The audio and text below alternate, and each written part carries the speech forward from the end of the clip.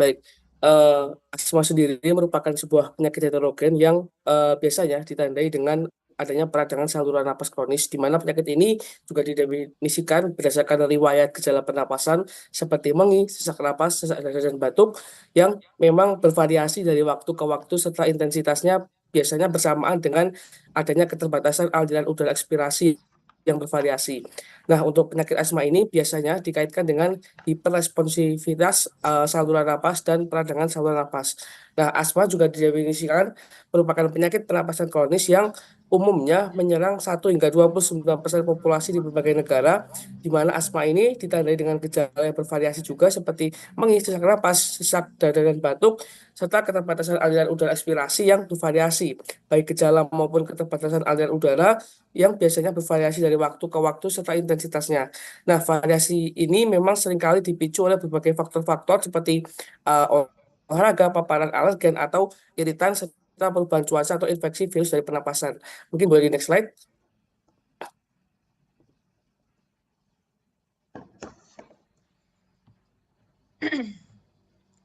Selanjutnya, epidemiologi, boleh di next slide. Berdasarkan data dari WHO bahwa asma ini diperkirakan mempengaruhi 262 juta orang pada tahun 2019 dan memang menyebabkan 455 ribu kematian di seluruh dunia. Nah, selain itu, data global juga melaporkan angka mortalitas asma mencapai 0,86 kematian per 100 ribu orang. Di Amerika Serikat juga tingkat kematian asma dilaporkan sebesar 1 kematian per 100 ribu orang dan kematian dikaitkan dengan adanya penurunan fungsi paru-paru, kegagalan manajemen asma, usia lebih tua di atas 40 tahun, serta merokok lebih dari 20 bungkus setiap tahunnya. Nah, dan kemudian berdasarkan data dari Kementerian Kesehatan tahun 2020 bahwa asma merupakan salah satu penyakit yang paling banyak diidap oleh masyarakat Indonesia, bahwa hingga akhir tahun 2020 jumlah penderita asma di Indonesia yakni sebanyak 4,5% dari total jumlah penduduk Indonesia, atau sebanyak sekitar 12 juta lebih seseorang yang mengidap penyakit asma.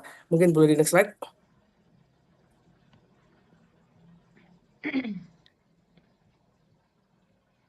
Boleh di next slide. Nah, selanjutnya untuk etiologi asma yang pertama mungkin kita membahas dari fenotip asma sendiri. Mungkin untuk fenotip asma dapat lebih dijelaskan lebih rinci di bagian klasifikasi sebenarnya. Nah, untuk fenotip asma sendiri di sini terbagi menjadi 6 poin. Ada pertama ada asma alergi, kemudian asma non alergi, kemudian juga ada asma varian batuk dan asma dominan batuk. Kemudian ada asma yang muncul pada usia dewasa atau istilahnya terlambat. Kemudian ada asma dengan keterbatasan aliran udara yang terus-menerus, dan yang terakhir adalah asma obesitas. Nah, mungkin dapat dijelaskan lebih rinci di bagian klasifikasi. Selanjutnya, kita fokus kepada faktor pencetus. Beberapa faktor pencetus yang mencetuskan asma di sini yang pertama adalah adanya alergen.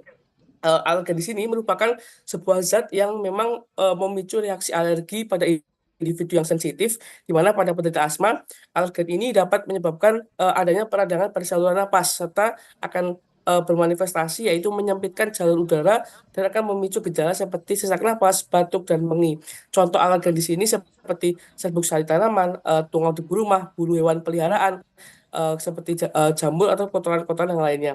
Kemudian yang kedua adanya infeksi saluran pernapasan atas, terutama infeksi virus. Untuk infeksi virus di sini seperti flu dan pilek dapat juga memperburuk gejala asma, di mana virus dapat menyebabkan peradangan pada saluran pernapasan serta akan meningkatkan sensitivitas saluran napas terhadap iritan lainnya. Kemudian yang ketiga adanya paparan asap rokok, baik asap rokok baik rokok aktif atau maupun pasif adalah merupakan salah satu iritan kuat bagi saluran pernapasan, di mana paparan asap rokok di sini dapat merusak lapisan saluran napas serta akan memicu adanya peradangan yang cukup kronis, serta akan mengurangi kemampuan paru-paru untuk melawan infeksi dan iritan lainnya. Nah, paparan jangka panjang di sini, asap rokok di sini dapat memperparah keparahan asma dan meningkatkan risiko komplikasi. Kemudian juga ada salah satu faktor pencetusnya adalah suhu dingin, di mana udara yang dingin juga dapat mempengaruhi saluran pernapasan, di mana akan menyebabkan adanya penyempitan bronkus atau disebut juga bronkospasma pada penderita asma. Selain itu, udara dingin seringkali lebih kering dan yang dapat mengeringkan mukosa saluran napas dan memperparah gejala. Kemudian juga pemicu ini sering terjadi pada musim dingin dan atau di lingkungan ber-AC.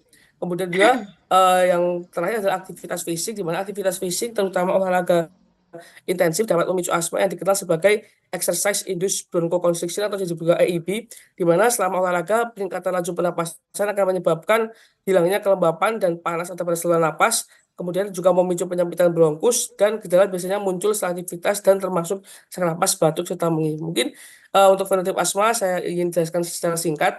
Yang pertama tadi asma alergi. Jadi untuk fenotip asma yang paling mudah dikenali, yang sering kali dimulai pada masa kanak-kanak dan dikaitkan dengan riwayat penyakit alergi di masa lalu atau keluarga seperti eksim, rinitis alergi atau alergi makanan atau obat, pemeriksaan dahak yang dihasilkan pada pasien ini sebelum pengobatan sering kali menunjukkan adanya peradangan saluran napas eosinofilik, di mana pasien dengan fenotip asma alergi ini biasanya akan merespon pengobatan ICS dengan baik. Kemudian untuk asma non alergi, jadi beberapa pasien juga memiliki asma yang sifatnya tidak terkait dengan alergi, di mana untuk profil saluran septum pasien ini memungkinkan adanya neutrofilik, eosinofilik, dan atau hanya mengandung beberapa sel inflamasi atau disebut juga mungkin teman-teman bisa baca di guideline internasional atau GINA, yaitu adalah pausi granulositik atau beberapa sel inflamasi. Nah, pasien dengan asma yang non alergi ini sering menunjukkan respon jangka pendek yang lebih rendah terhadap pengobatan ICS. Kemudian juga ada asma varian batuk dan asma dominan batuk, di mana pada beberapa anak dan orang yang dewasa yang memiliki asma, batuk merupakan salah satu gejala asma yang memang bukti keterbatasan aliran udara bervariasi. Jadi beberapa pasien mengalami batuk, mengi, dan adanya respon terhadap bronkodilator. Kemudian yang keempat ada asma yang muncul pada usia dewasa atau terlambat, di mana beberapa orang dewasa, terutama wanita, seringkali mengalami asma untuk pertama kalinya yang baru muncul di usia dewasa.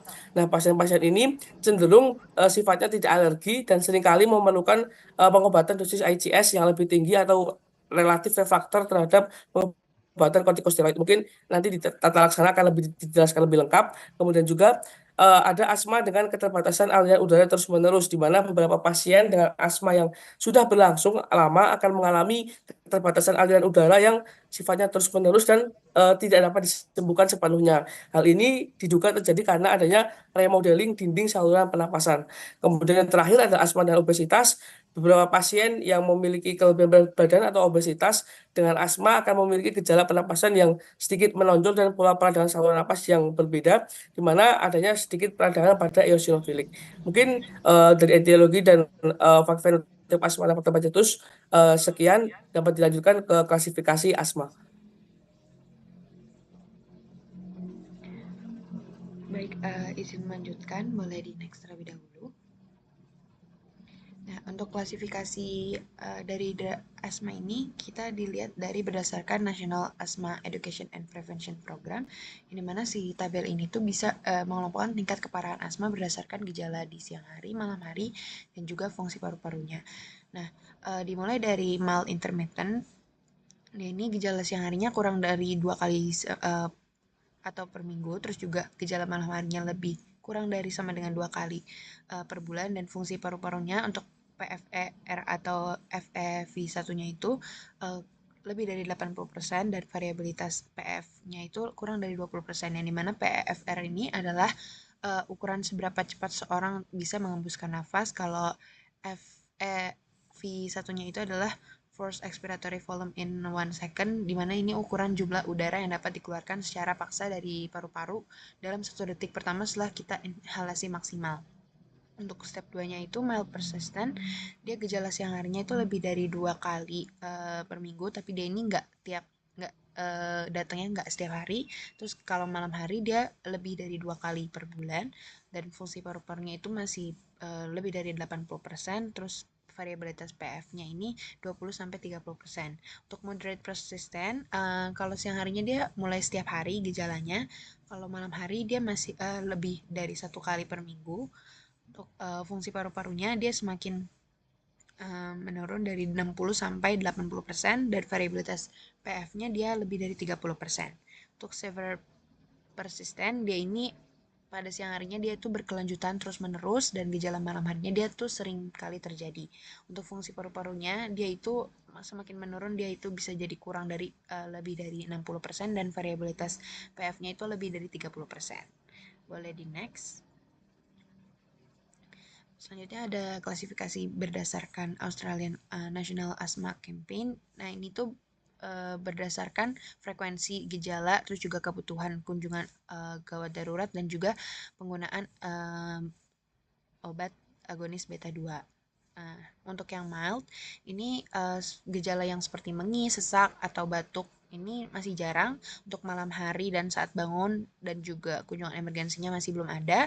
Riwayat serangan yang mengancam nyawa itu juga belum ada. Penggunaan obat yang tadi agonis beta 2 itu masih kurang dari 2 kali per minggu. Untuk F, F, V, FEV1-nya ini dia masih lebih dari 80% dan PEF-nya atau laju aliran ekspirasi puncaknya itu masih lebih dari 90%. Untuk yang moderate, gejala yang tadi mengis, sesak, batuk itu sebagian besar hari, jadi mungkin sepertengahan hari. Terus juga malam harinya pada saat bangun itu kurang dari 1 kali per minggu. Untuk kunjungan emergensinya biasanya itu belum ada. Terus riwayat serangan mengancam nyawanya itu masih belum umum. Terus juga penggunaan obat agonis beta 2 yang kerja pendek ini sebagian besar hari, dan juga untuk fungsi paru-parunya itu 60-80%. Untuk laju aliran ekspresi puncak atau PEF-nya 80-90%. Untuk yang severe di sini gejala yang mengis, sesak, batuk itu udah mulai setiap hari, malam hari dan juga saat bangunnya itu lebih dari 1 kali per minggu. Untuk emergensinya biasanya udah mulai diperlukan. Terus juga riwayat yang mengancam nyawanya mungkin ada. Terus penggunaan agonis beta 2 kerja pendeknya itu lebih dari 3-4 kali per hari. Nah, kemudian boleh di next. Di sini berdasarkan GINA, di sini dibagi menjadi 4 tingkatan: intermittent, mild persistent, dan moderate persistent, dan juga severe persistent. Kalau intermittent berarti dia kalau siang harinya itu masih kurang dari 1 kali per minggu, di mana pasien asimptomatik di antara serangan dan fungsi paru-parunya itu masih normal. Gejala malam harinya kurang dari lebih dari 2 kali per bulan. Terus untuk catatannya itu serangannya ini masih jarang terjadi dan nggak bisa belum memengaruhi aktivitas harian. Nah, untuk yang mild persistent dia udah lebih dari 1 kali per minggu tapi kurang dari 1 kali per hari. Nah, mungkin serangannya ini masih udah mulai mempengaruhi aktivitas harian. Terus kalau malam dia udah 2 kali per bulan dan frekuensinya mungkin lebih tinggi dari si intermittent tapi belum setiap hari. Untuk yang moderate dia itu udah mulai setiap hari dan juga udah bisa memengaruhi aktivitas fisiknya. Terus kalau malam harinya lebih dari 1 kali per minggu dan juga berarti dia ini bisa membutuhkan pengelolaan yang intensif dan juga udah mulai menggunakan obat harian. Untuk yang severe persistent berarti dia ini berkelanjutan, berarti dia udah sangat mengganggu aktivitasnya sehingga aktivitas fisiknya ini bisa sangat terbatas. Untuk yang malam harinya juga sering, berarti juga tingkat keparahannya itu udah makin tinggi dan juga harus sering melakukan terapi yang intensif. Mungkin boleh di next. National Asthma Education and Prevention Program juga mengklasifikasikan asma berdasarkan tingkat pengendalian setelah terapi menjadi 3. Yang pertama ada terkendali, di mana di sini adalah tidak ada gejala siang ataupun malam, tidak ada pembatasan aktivitas, obat peredanya masih kurang dari 2 kali per minggu, peak flow-nya masih normal dan juga belum ada serangan. Berarti dia ini pasiennya masih berada dalam kondisi optimal tanpa ada gejala. Fungsi paru-parunya juga masih normal. Kalau untuk terkendali yang sebagian, dia gejalanya udah lebih dari 2 kali per minggu. Kadang malam hari juga udah muncul, terus udah mulai ada pembatasan aktivitas, obat peredanya udah dikasih lebih dari 2 kali per minggu, dan juga akan ada serangan tahunan yang dimana pasien di sini masih punya beberapa gejala yang membutuhkan perhatian seperti penggunaan lebih obat yang sering atau pembatasan aktivitas. Untuk yang tidak terkendali berarti di sini yaitu lebih dari 3 ciri asma yang terkendali selama 3 kali seminggu. Serangan asmanya juga udah Mira, mulai mingguan. Mira, Iya dokter. ya. Ini ada di Gina juga ya. Ini Iya. yang uncontrol, partly control, fully control, ya. Uh-uh. Jadi kelihatannya ini Vira ambil dari apa sih? Dari NCBI ya. Kelihatannya NCBI-nya juga Iya, ambil dan dari Gina. Nah, iya. ya. Jadi maksud saya ambil yang dari Gina aja, sama Iya. sih prinsip, Oh ya, baik ya. dokter. Nanti mungkin Dan itu akan udah saya tabel gitu, jadi ada angkanya gitu. baik dokter, nanti akan Ya, saya perbaiki. ya, ya. Baik, Oke. terima kasih dok. Baik, mungkin eh, dari klasifikasi sudah selesai, boleh di next. Nah, untuk risk factor, boleh di next. Baik. Dimulai dari asma itu kan tadi penyakit kronis pada saluran pernapasan eh, yang ditandai dengan peradangan dan penyempitan saluran nafas. Nah, ini dipengaruhi oleh berbagai faktor risiko baik berasal dari lingkungan maupun individu.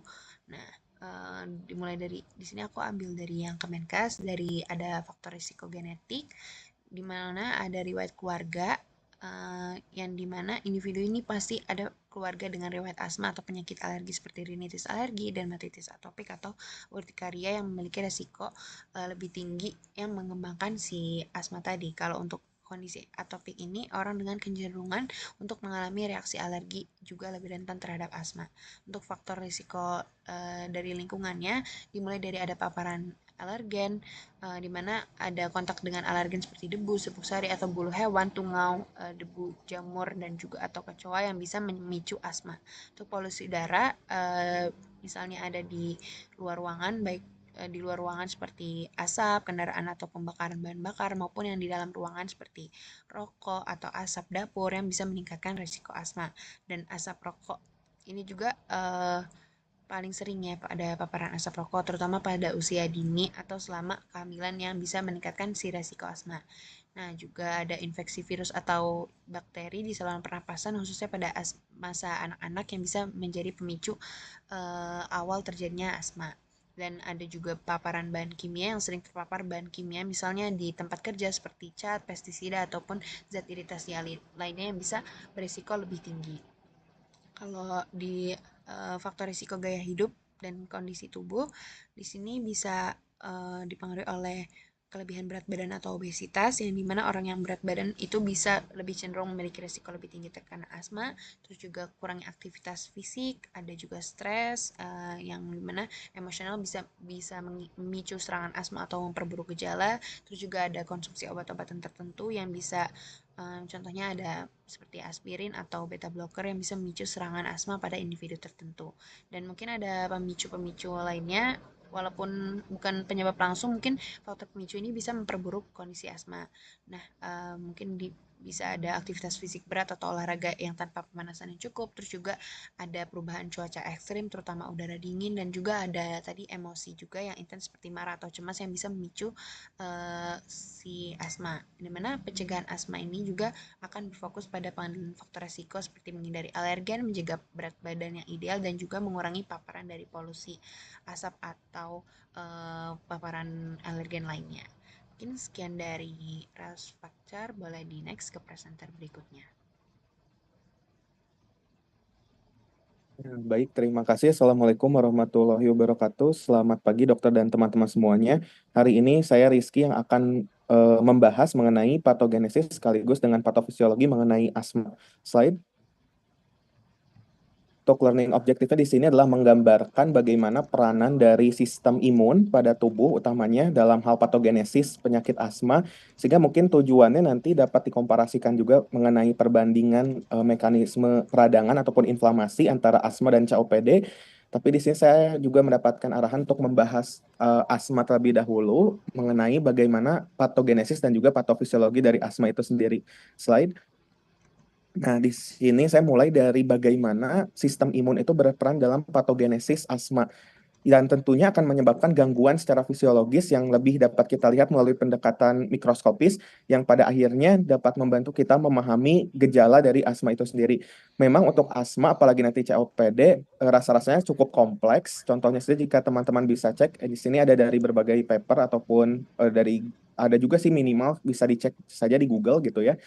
Patogenesis asma itu dapat kita temukan ratusan gitu diagramnya yang menguraikan hubungan antara berbagai jenis sel seperti sel B dan juga sel T dengan panah-panah yang merujuk ke berbagai arah. Dan juga banyak sekali mediator kimia dan juga atau kita sebut sebagai interleukans yang tersebar luas. Dan ini membuat kompleks itu bukan hanya kompleksitasnya saja, tapi keragamannya itu sangat banyak sekali. Di sini juga disinggung ya mengenai peranan dari sel mass dan juga IG antibody dan beberapa lainnya juga menyoroti peranan dari keseimbangan antara dua sel, ada sel T helper, T helper 1 dan juga T helper 2. Mediator kimianya juga penting, masing-masing itu terkadang berbeda-beda, tapi pertanyaannya adalah mengapa diagram pada layar tidak begitu selaras satu sama lain? Jawaban singkatnya mungkin karena terlalu kompleks dan juga rumit untuk dijadikan satu diagram, sehingga dapat dirangkum, boleh di slide.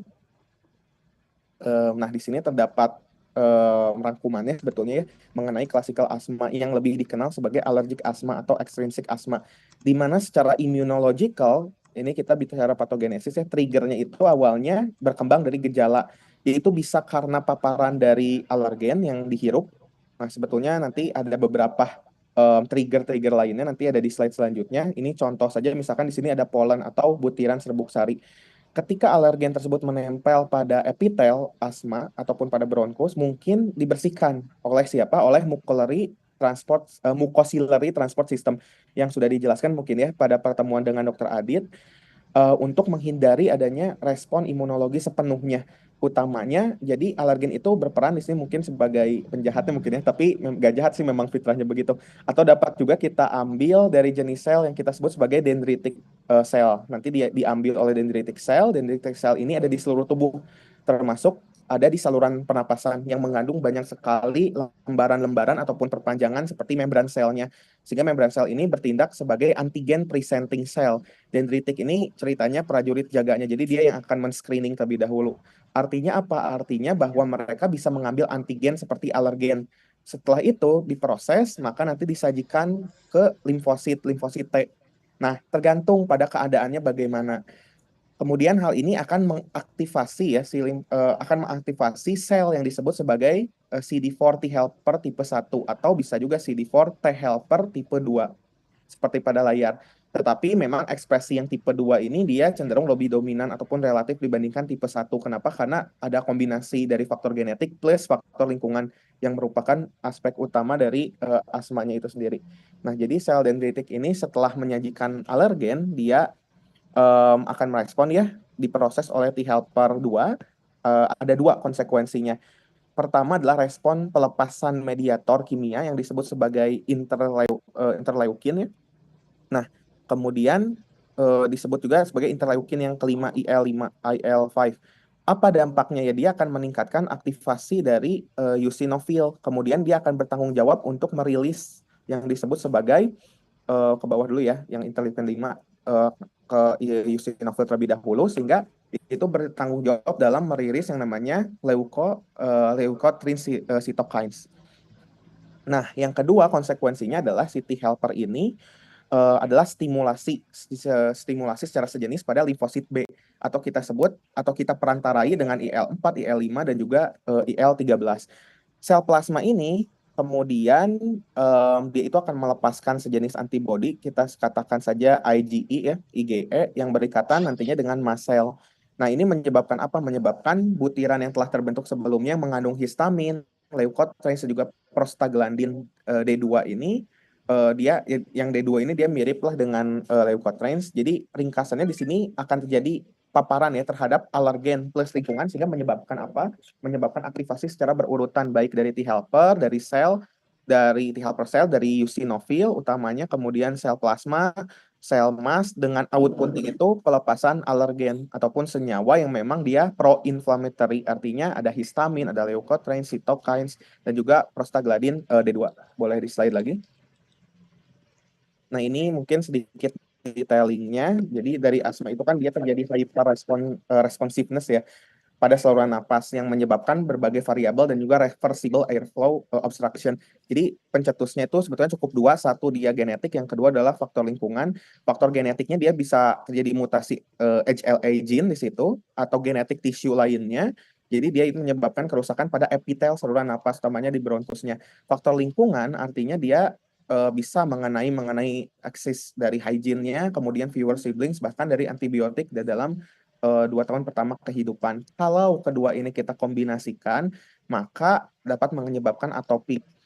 Nah, kecenderungannya ini atopi ya, kecenderungan hypersensitivitas artinya hypersensitivitas alergi pada saluran napas. Kemudian pada pasien yang kecenderungan atopi ini kemudian dia terpapar pada pemicu yang dapat mengaktifasi tadi seperti yang di slide sebelumnya adalah T helper cell sehingga dapat menyebabkan asma dan pemicu responsif pada saluran napas termasuk infeksi ya utamanya pada saluran pernapasan atas ini triggers lainnya tadi ada si urtis ini atau infeksi saluran napas atas bisa juga dia berupa alergen, bisa dari polen, bisa dari bulu-bulu hewan, bisa dari dust, mold dan lain sebagainya, bisa juga secara polusi dari asap rokok atau bahan-bahan chemicals di dalam udara, kemudian juga bisa dari obat-obatan. Di sini aspirin ya seperti ibuprofen dan juga beta blocker. Kemudian trigger lainnya ada cold air dan juga exercise yang tadi berlebihan seperti yang Vira katakan. Sehingga dalam hal ini dia dapat mengaktifasi adanya si IgE antibody. Jadi setelah pasiennya tadi terkena pemicu trigger, maka apalagi pemicu yang kedua kalinya ya, trigger kedua kalinya, maka patogenesis asma itu dimulai ada 2 respon sebetulnya. Setelah mengalami pemicu yang kedua kalinya. Jadi kita bisa lihat ada yang early response, ada yang delayed response. Kalau yang early response itu artinya response itu di 2 jam pertama. Ada juga sih yang late response. Kalau yang late response ini 3 sampai 4 jam. Ada juga yang sampai 12 jam bahkan setelah terjadinya paparan. Kemudian untuk yang early response yang ini dia itu respons awalnya setelah terjadi paparan alergen maka dia akan cross-link pada IgE-nya pada mast cell untuk apa? Untuk dia itu untuk merilis si histamin, leukotriene dan juga mediator-mediator tadi yang pro-inflammatory. Sehingga apa dampaknya dari mediator-mediator ini menyebabkan apa? Satu dia dapat menyebabkan ini ya edem, vasodilatasi sehingga dapat menyebabkan edem pada intersisial dari lang tisu. Nah, kemudian dapat menyebabkan apalagi dia men-trigger yang namanya hyperplasia. Artinya sel gobletnya ini meningkat sekresi mukusnya itu di saluran pernapasan, kemudian juga dia dapat menyebabkan kontraksi pada otot polos bronkus. Maka oleh karena itu semua ini dapat menyebabkan airway obstruction yang mana airway obstruction ini merupakan komponen dari asma itu sendiri. Sekarang apabila dia yang jenisnya delay, respon ini terjadi setelah adanya trigger sehingga melibatkan apa? Dia melibatkan aktivasi dari sel mast yang teraktivasi oleh sel T helper, kemudian merilis sitokin, kemudian dia menginduksi pematangan sel granula ya. Kemudian granula itu kan pada WBC itu white blood cells, contohnya ada eosinophil di sini, kemudian dia bermigrasi ke saluran napas, ya sehingga dia dapat menyebabkan apa? Dapat menyebabkan constriction, dapat menyebabkan penyempitan dari bronkus, kemudian juga dapat kalau misalkan di mata dia dapat menyebabkan konjungtivitis dan juga kalau di hidung rinitis.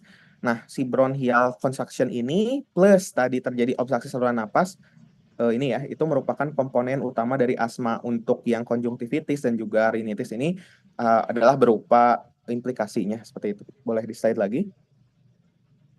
Nah, berikut ini merupakan patofisiologinya apabila kita melihat perpotongan pada bronkus, misalkan, nah maka akan terlihat penampang yang bentuknya itu seperti pada layar.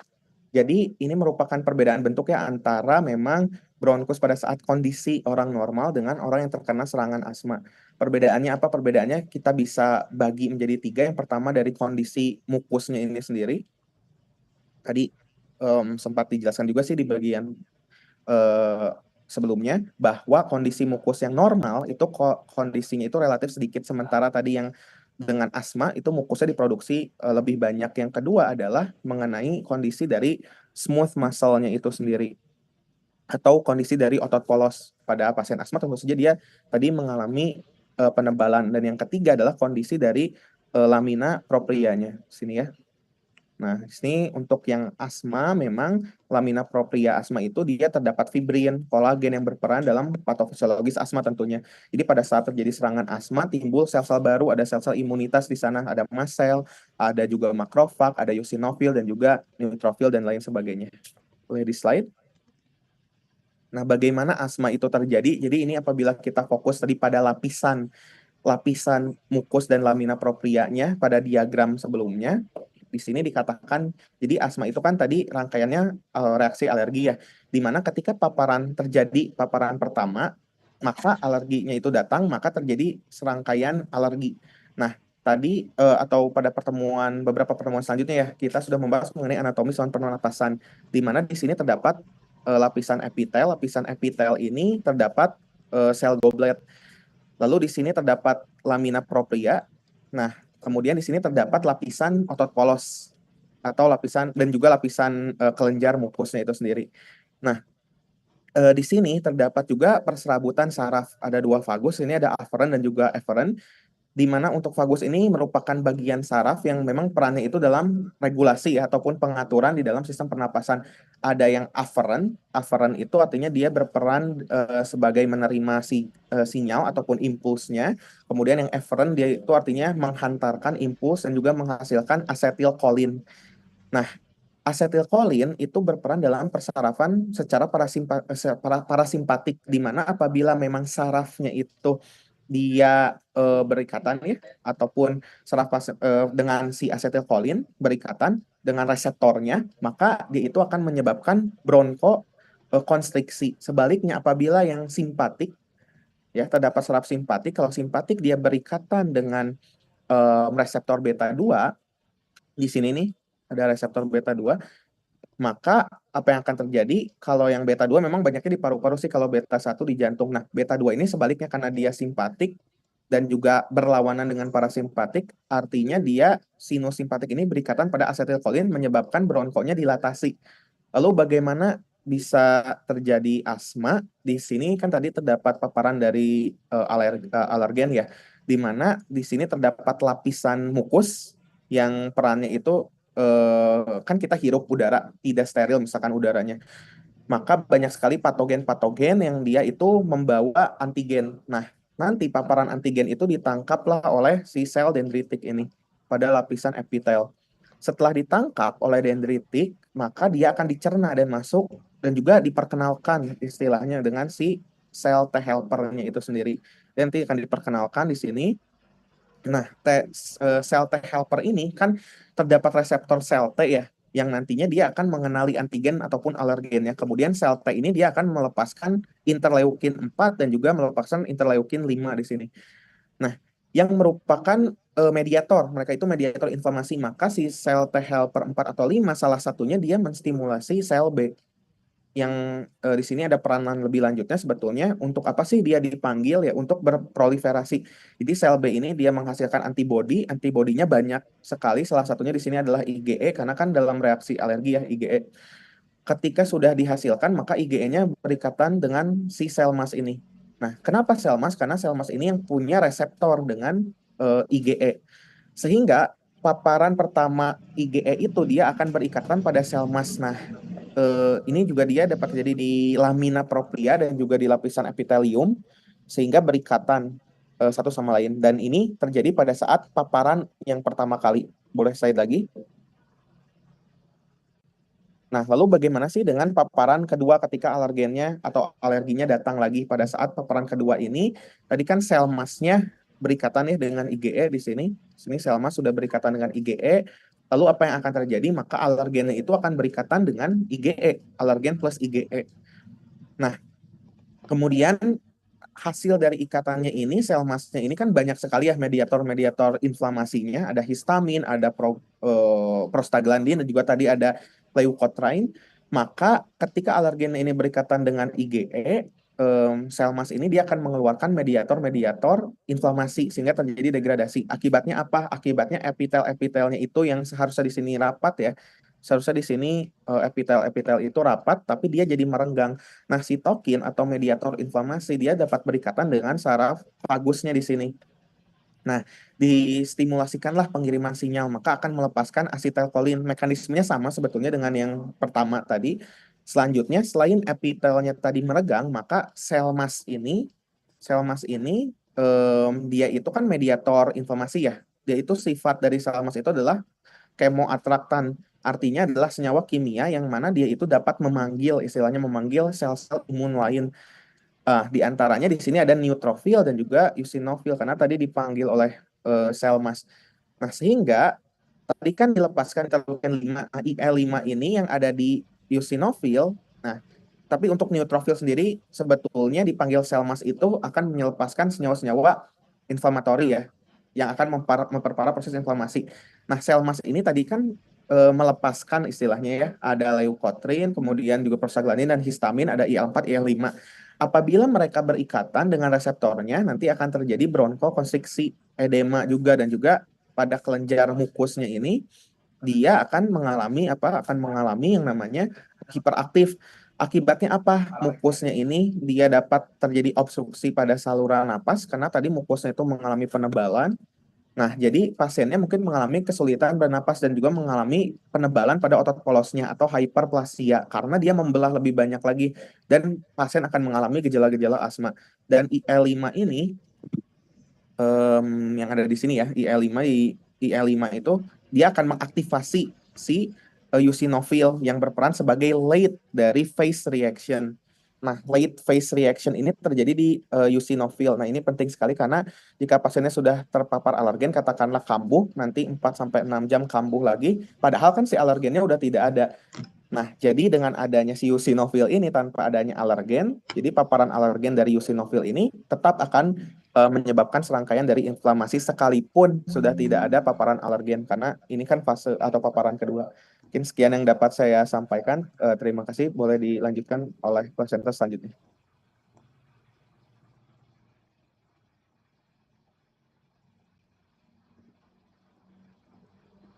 Baik Kang Rizky, saya akan meneruskan tentang clinical manifestation. Boleh di slide.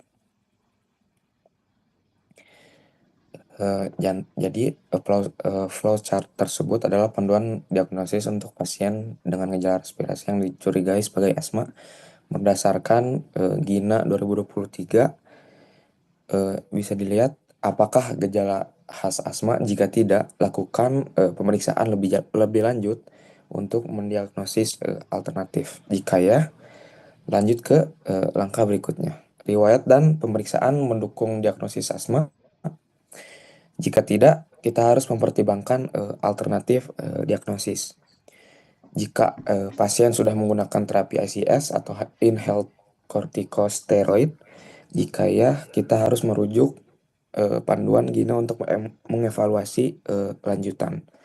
Lakukan spirometri atau PEF dengan tes reversibilitas. Setelah diagnosis, asma terkonfirmasi. Jika diagnosis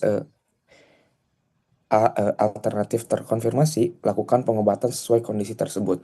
Jadi flowchart ini menekankan untuk pentingnya evaluasi sistematis dan mempertimbangkan diagnosis alternatif sebelum memulai pengobatan asma. Boleh di slide? Boleh di refresh dulu ya.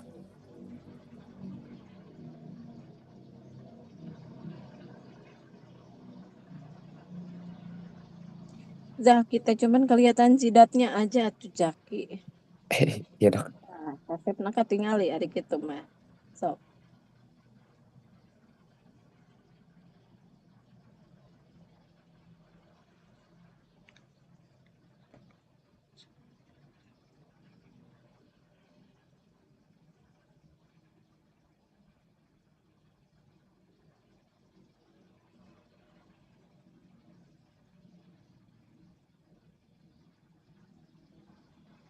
ayo Ki lanjutin.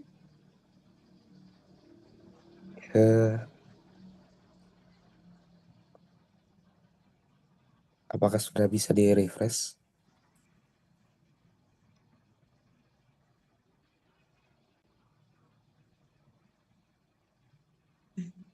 Nah, bentar. Lagi manifestasi klinis, Zaki itu aja ya. Iya dok, masih ada slide selanjutnya. Oh, ya udah sok. Jadi manifestasi klinis dari asma ini kondisi pernapasan kronis yang ditandai oleh peradangan dan penyempitan saluran nafas sehingga menyebabkan gejala yang bersifat episodik dan dapat pulih ataupun reversible. Jadi manifestasi klinis Asma ini juga dapat bervariasi dalam tingkat keparahannya dan frekuensi. Tetapi umumnya meliputi seperti manifestasi klinis umum seperti sesak napas, terus dyspnea, kesulitan bernafas terutama saat beraktivitas fisik. Selanjutnya ada batuk yang persisten berulang seringkali memperburuk pada malam hari atau dini hari. Selanjutnya ada rasa sesak di dada, perasaan tekanan atau kekakuan di dada. Selanjutnya ada upaya pernapasan yang meningkat seperti menggunakan otot bantu pernapasan, pelebaran lubang hidung atau retraksi otot dinding dada pada kasus yang parah. Ada juga mengi seperti suara siulan bernada tinggi sering terdengar saat kita berekspirasi. Jadi ada pemicu yang memperburuk gejala seperti alergen, iritan, olahraga, infeksi, perubahan cuaca, stres atau emosi. Boleh di slide?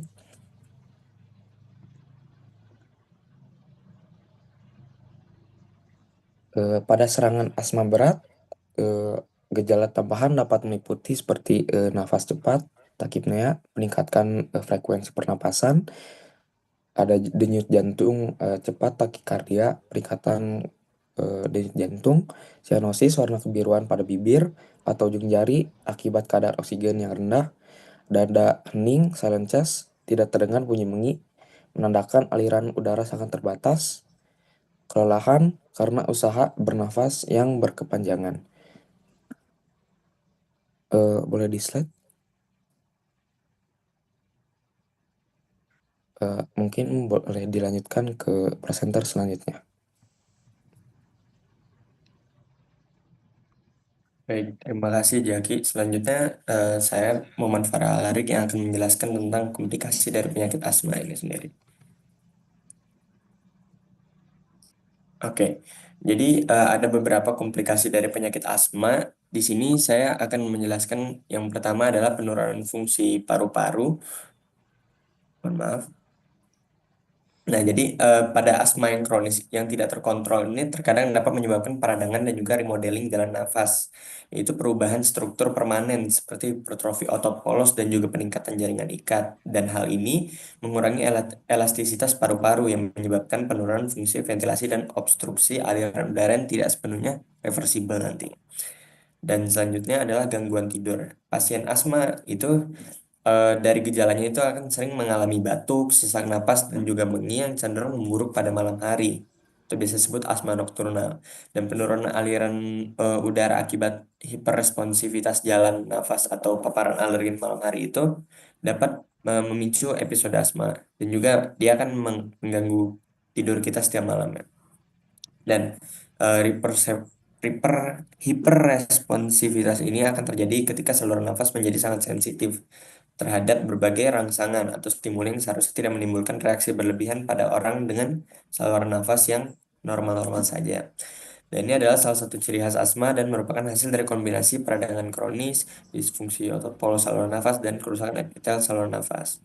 Selain itu dapat terjadi pula kasus apnea tidur obstruktif atau OSA. Itu adalah peradangan kronis pada jalan nafas bagian atas yang menghubungkan dengan asma yang meningkatkan risiko kolaps jalan selama tidur. Ini diperburuk juga oleh obesitas yang sering terjadi pada pasien yang mengalami asma. Selanjutnya adalah gangguan suasana hati, yaitu ketika keadaan saat kita kesulitan bernafas berulang dan rasa takut itu akan memicu serangan asma berat dan yang dapat memicu kecemasan dan juga depresi. Selain itu pembatasan aktivitas sehari-hari akibat gejala asma juga dapat memperburuk kualitas hidup dari pasien itu sendiri. Selanjutnya adalah henti jantung. Hipoksemia berat, yaitu adalah kondisi di mana kadar oksigen dalam darah arteri lebih rendah dari normal selama serangan asma yang tidak terkendali dapat menyebabkan iskemia miokard dan juga aritmia yang selanjutnya dapat menyebabkan henti jantung. Selain itu penggunaan beta agonis dosis tinggi dapat mempengaruhi keseimbangan elektrolit seperti hipokalemia yang meningkatkan risiko aritmia. Selain itu dapat terjadi pula kasus henti napas atau gagal napas dan juga serangan asma berat menyebabkan obstruksi jalan napas yang signifikan dan juga penurunan ventilasi alveolar. Selanjutnya adalah pneumotoraks. Jadi selama serangan asma berat itu peningkatan tekanan intratoraks akibat ekspirasi paksa dapat menyebabkan ruptur alveolus, yaitu adalah kondisi di mana dinding alveolus atau kantong udara kecil di paru-paru itu mengalami robekan atau pecah akibat tekanan yang berlebihan serta kelemahan struktural. Dan hal ini dapat disebabkan oleh peningkatan tekanan udara di alveolus. Misal saat kita batuk keras dan juga trauma dada dan lain-lain. Dan udara itu dapat masuk ke rongga pleura dan menyebabkan kolaps pada paru-paru atau yang bisa disebut pneumotoraks. Dan terakhir adalah aspirasi, yaitu adalah eh, ketika serangan asma berat, penggunaan otot bantu nafas dan peningkatan tekanan intraabdominal dapat menyebabkan GERD, sehingga asma juga dapat memperburuk mekanisme proteksi jalan napas, sehingga asam lambung yang dihasilkan oleh GERD tadi dapat menyebabkan aspirasi. Oke, selanjutnya saya akan membahas tentang diagnosis dan juga diferensial diagnosis. Untuk diagnosis asma sendiri, itu pertama kita bisa mendeteksinya melalui riwayat klinis. Kita anamnesis terlebih dahulu pasiennya. Dan jika mengalami gejala yang meliputi sesak napas, mengi, batuk, dan juga rasa berat di dada, kemudian jika kita auskultasi, itu akan terdengar bunyi mengi pada dada pasien tersebut. Dan untuk pemeriksaan lanjutan dari asma ini sendiri ada 3. Dan biasanya yang paling utama itu adalah spirometri. Tapi saya akan bahas tentang tes Veno dulu ya. Tes Veno ini adalah untuk yaitu adalah fractional exhale nitric oxide, yaitu adalah untuk mengukur konsentrasi nitric oxide dalam udara yang dihembuskan, yang mencerminkan tingkat peradangan saluran nafas akibat eosinofil. Dan selanjutnya adalah spirometri, yaitu adalah alat diagnostik yang untuk mengukur kapasitas paru-paru dan fungsi aliran udara serta digunakan untuk menilai obstruksi pada saluran nafas itu sendiri. Nah,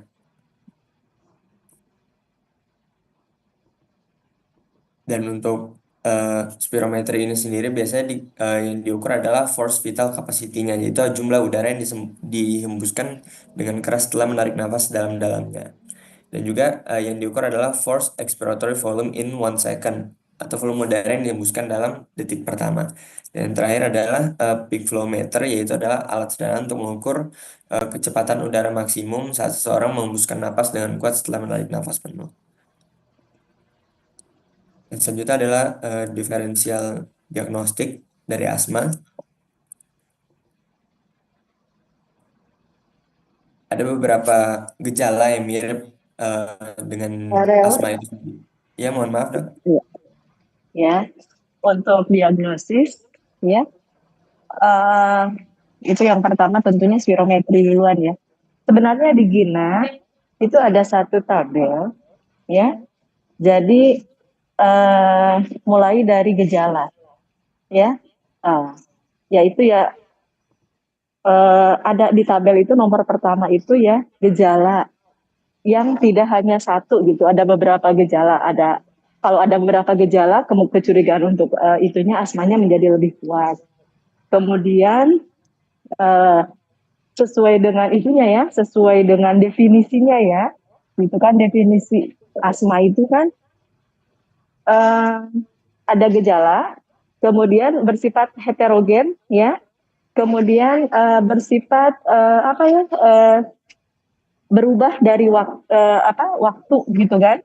Nah itu jadi kalau gejala itu munculnya lebih spesifik seperti ini, itu kecurigaan asmanya menjadi lebih kuat. Baru ditambah dengan hambatan aliran udara. Jadi di bawahnya, di kolom bawah, di row bawahnya adalah hambatan aliran udara gitu ya.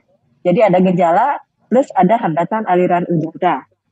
Nah, itu nanti lihat lagi di GINA ya untuk diagnosis asma.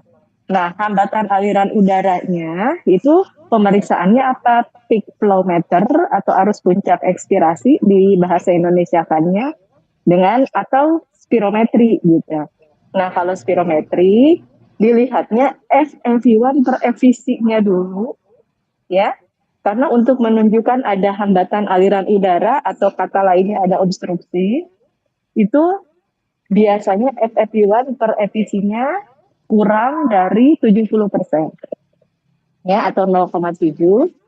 Nanti baik itu pada asma ataupun pada PPOK, ya. Nanti perbedaannya di mana? Di tes reversibilitas. Jadi di tabel itu dimasukkan tes reversibilitas. Jadi pasiennya diberikan bronchodilator dulu, kemudian dilakukan spirometri ulang, baru berikutnya dilihat kenaikan FFP1-nya gitu. Ya, kenaikan FFP1-nya saja. Kalau lebih dari 200 mili atau lebih dari sama dengan 12%, berarti reversible. Kalau yang reversible itu berarti asma. Kalau yang irreversible itu biasanya COPD gitu. Gitu ya. Jadi untuk itunya, untuk diagnosisnya nanti dilihat lagi dari Gina ya, Karel ya. Oke, baik dok. Nanti akan Ya, saya oke. perbaiki ke depan. Ya, Oke. ya. Selanjutnya saya akan bahas tentang diferensial diagnostik. Jadi asma ini memiliki gejala yang mirip dengan beberapa kondisi lain. Di antaranya adalah sebagai berikut. Ada beberapa penyakit yang memang memiliki diagnosis atau gejala yang mirip dengan asma. Mungkin akan beberapa saya bahas. Yang pertama itu adalah bronkiektasis. Itu adalah di, sorry maaf, diagnosisnya mirip dengan asma. Itu adalah ketika ada batuk kronis dengan sputum purulen. Dan untuk bronkiolitis sendiri itu gejala yang mirip itu adalah obstruksi jalan nafas kecil akibat inflamasi. Dan untuk penyakit paru obstruktif kronis itu adalah PPOK. Sama itu adalah obstruksi jalan nafas kronis, terutama akan disebabkan oleh orang yang sering merokok. Dan berikut adalah diagnosis banding yang bisa digunakan untuk mendiagnosis asma, yaitu adalah sinusitis kronik, fibrosis kistik, defisiensi A1 antitripsin, aspergillosis, anafilaksis akibat olahraga, aspirasi benda asing, gagal jantung, penyakit reflux gastroesofageal atau GERD, tracheomalacia, emboli paru, dan juga eosinofilia paru.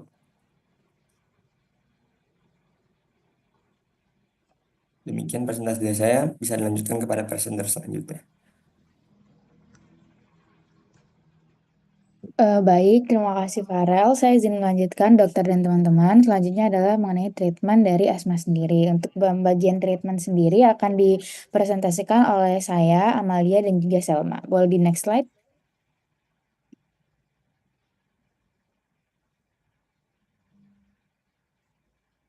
Oke, jadi untuk treatment atau medication dari asma sendiri itu ada dari Gina sendiri mengatakan ada goals-nya tersendiri, yang dimana goals-nya itu yang pertama adalah to achieve the best possible long-term outcomes for the individual patient. Jadi adanya outcome yang long-term. Long-term di sini maksudnya gejalanya yang tidak sering muncul atau kita mengontrol gejalanya agar dalam jangka waktu yang lama dia muncul itu dalam jangka waktu yang lama atau dalam jangka waktu yang panjang, dalam jarak yang jangka yang panjang keluhannya itu tidak muncul. Nah, lalu yang kedua ada good long term symptom control. Nah, di sini goalsnya kita mengurangi resiko muncul gejala dan jangan sampai contohnya itu jangan sampai tidurnya terganggu dan juga kegiatan sehari-hari, karena kita tahu misalnya pada derajat yang berat biasanya itu sudah sampai tidak bisa beraktivitas karena dengan munculnya gejala setiap hari, sesak nafas dan juga susah tidur. Nah, gejala itu tentunya harus kita kontrol supaya gimana caranya dia nggak muncul dalam waktu yang lama dan tidak mengganggu aktivitas pasien. Nah, lalu yang ketiga, minimize long-term risk of asthma-related mortality. Jadi kita goalsnya juga menurunkan angka kematian yang disebabkan karena asma dan juga eksaserbasi atau serangan yang terjadi. Nah, kalau untuk prinsip dari treatment asma sendiri itu dia terbagi menjadi dua, yaitu ada yang controller dan juga reliever. Kalau yang controller itu dia untuk digunakan rutin setiap hari, jadi untuk mencegah serangan ataupun mengontrol gejala simptom pasiennya. Nah, yang kedua itu ada reliever, yaitu itu diberikan pada saat terjadi serangan untuk penanganan yang cepat gitu, yang harus dilakukan saat itu. Nah, kalau misal berdasarkan Gina juga, dia terbagi menjadi 2 tingkatan, yaitu pertama ada track 1 dan juga track 2. Kalau track 1 dia itu inisial atau kayak first line, gold line dari treatment asma. Kalau misal track 2 dia lebih ke alternatifnya. Nah, selain kita memberikan obat sesuai dari guideline, kita juga harus bertanya kepada pasien, karena kita tahu kalau misal asma ini kan dia terapinya bersifat yang terus-menerus. Jadi kita harus perhatikan kepatuhan pasien, cara minum obatnya, teknik menggunakan inhalation udah benar atau belum. Jangan sampai treatment yang kita beri ini nggak mencapai goals dari asma management. Nah, boleh di next slide. Nah, di sini ada yang track 1 dan track 2. Kalau misalnya yang track ini yang untuk reliever, kalau misalnya track 1 itu dia menggunakan low dose ICS formoterol atau ICS itu inhale corticosteroid, dan untuk track 2-nya dia relievernya menggunakan SABA short acting beta agonis dan juga ICS plus SABA. Nah, boleh di next slide dulu. Nah, di sini ada kayak bagan gitu. Jadi pada saat sebelum kita memberikan obat, jadi pada saat pasien datang itu kan tadi sebelumnya kita udah diagnosis kan kriteria dari gejala-gejala yang kita dapatkan dari diagnosis itu nanti bisa menentukan untuk step-step pasiennya tadi, yang mana itu juga bisa untuk panduan dalam kita memberikan obat. Nah, selain diagnosis itu kita juga melihat simptom kontrol dan faktor resikonya. Kita tadi kan juga ada pengecekan dari kondisi paru-paru. Nah, kalau misalnya pasiennya yang sudah lama gitu, itu kita periksa dari teknik penggunaan inhalernya. Karena kan kita tahu ada teknik tersendiri. Nah, kita lihat apakah sudah benar si pasien ini dalam menggunakan inhalernya. Terus juga kita cek kepatuhannya, lalu juga pasien preferensinya. Jadi pilihan pasien obatnya itu. Makanya ada track 1 dan juga track 2. Walaupun memang yang kayak diutamakan memang kita menggunakan track 1 inisialnya, tetap track 1. Nah, lalu habis itu kan ini ada adjust treatment. Setelah kita assess, akan kita lakukan adjust treatment. Kita obat-obatannya apa, dan juga kita beritahu kepada pasien mengenai non-pharmacological strategisnya, seperti menghindari faktor pencetus, jangan merokok, terus juga menghindari alergen, polusi, debu, dan lain-lain. Nah, setelah itu baru kita lakukan review response, yang dimana kita tanya gejalanya berkurang enggak dengan kita berikan obat yang sebelumnya, eksaserbasinya makin sering atau enggak, efek sampingnya bagaimana, terus juga fungsi parunya bagaimana, dan juga kepuasan pasien terhadap treatment yang kita berikan. Nah, setelah itu sudah, untuk menentukan step-step tadi, kita jadi step ini untuk menentukan berdasarkan diagnosis dan pemeriksaan fisik yang sebelumnya sudah kita lakukan terhadap pasien. Nah, boleh di next slide dulu. Nah, di sini ada kayak bagan untuk kita menentukan step untuk pemberian obatnya. Tadi udah jelasin juga dengan Vira kalau nggak salah. Nah, jadi pertama kita misalnya tanya ke pasien dulu. Yang pertama itu ada misalnya pasien, kita lihat yang sebelah kiri paling atas yang di sini. Nah, daily symptoms, jadi dengan keluhan daily, sesak setiap hari atau kambuh setiap hari, dan dalam seminggu sekali itu dia suka terbangun karena asma, kambuh gitu, sesak ataupun bisa lebih, dan yang lainnya. Nah, ini termasuk ke bagian step 4. Nah, ini gejalanya itu lebih dari, jadi kayak step 4 itu gejalanya lebih dari 1. Di sini kan bisa dilihat dia tuh N kan, bukan OR. Jadi gejalanya emang untuk step 4 itu dia lebih dari 1. Nah, yang kedua, misalnya ada pasien keluhannya ini munculnya ini dalam seminggu itu 3 sampai 5 kali ataupun lebih, atau suka terbangun di malam hari 1 kali seminggu atau lebih, dan juga disertai dengan adanya low lung function. Nah, ini masuknya ke step 3. Jadi kalau misalnya untuk yang step 3 ini dia itu gejalanya hanya 1. Di situ dikatakan symptom most days or waking at night. Jadi dia or nggak lebih dari 1. Nah, yang ketiga misalnya pasien yang nggak ada keluhan atau kurang keluhan simptomnya itu kurang 3 sampai 5 kali per minggu dengan lung functionnya itu normal. Nah, ini kan lung function kita tahu dari cek spirometri yang dijelaskan oleh Arik tadi. Nah, ini tuh masuk ke step 1 ataupun 2. Jadi dengan lung functionnya ini masih normal. Nah, setelah kita menentukan step ini, kita akan memilih tracknya tadi, track 1 atau track 2. Tapi tetap yang diutamakan first line-nya itu adalah track 1. Kenapa? Karena dari segi efek samping dan juga efektivitas track 1 ini dia lebih bagus dari track 2 yang dimana dikatakan juga kalau pada track 1 ini untuk relievernya ini dia sudah menggunakan ICS, sedangkan kalau misalnya pada track 2 dia masih menggunakan SABA, yang dimana katanya ICS ini dia untuk kambuh lagi atau exacerbation-nya itu jangkanya lebih panjang untuk kambuh lagi daripada menggunakan SABA, dia lebih cepat untuk kambuh lagi. Nah, boleh di next slide. Nah, ini sebenarnya sama, cuman kalau misalnya untuk step 5 biasanya tuh dia udah parah banget, tapi emang kebanyakan dari yang aku baca tuh biasanya emang ada sih sampai step 5, cuman emang rata-rata tuh banyak yang di step 4 gitu. Nah, untuk menentukan treatmentnya tadi kan kita tahu ya berdasarkan dari step-step ini kan berdasarkan dari pemeriksaan fisik dan juga diagnosis. Nah, kita itu juga nggak boleh memberikan misalnya kita kasih step 1 dulu kayak gitu, terus nggak ada perubahan kita kasih ke step 2, itu nggak boleh. Jadi kita emang langsung memberikan ini berdasarkan kategori pasien ini masuknya ke step apa. Misalnya kalau misalnya dia emang masuknya ke step 3, ya udah kita langsung kasih ya ke step 3, nggak boleh kita mulai dari step 1, step 2 dulu kayak gitu. Nah, kalau misalnya maaf izin annotate, kalau yang ini itu yang kotak-kotak gede yang ini itu tuh controllernya, kalau yang di bawah itu kan relievernya. Nah, kalau misalnya yang relievernya itu, kalau berdasarkan GINA terbaru, dia itu relievernya low dose ICS formoterol. Sedangkan kalau misalnya yang di GINA lama, dia itu masih menggunakan SABA, short acting beta agonist. Nah, di Indonesia sendiri katanya itu memang sudah ada menggunakan low dose ICS formoterol, tapi kayak masih kebanyakan tuh menggunakan SABA, short acting beta agonist ini. Nah, untuk controllers step punten.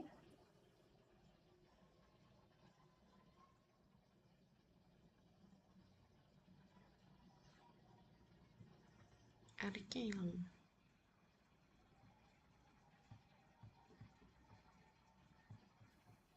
Sebentar, aku bantu share screen dulu.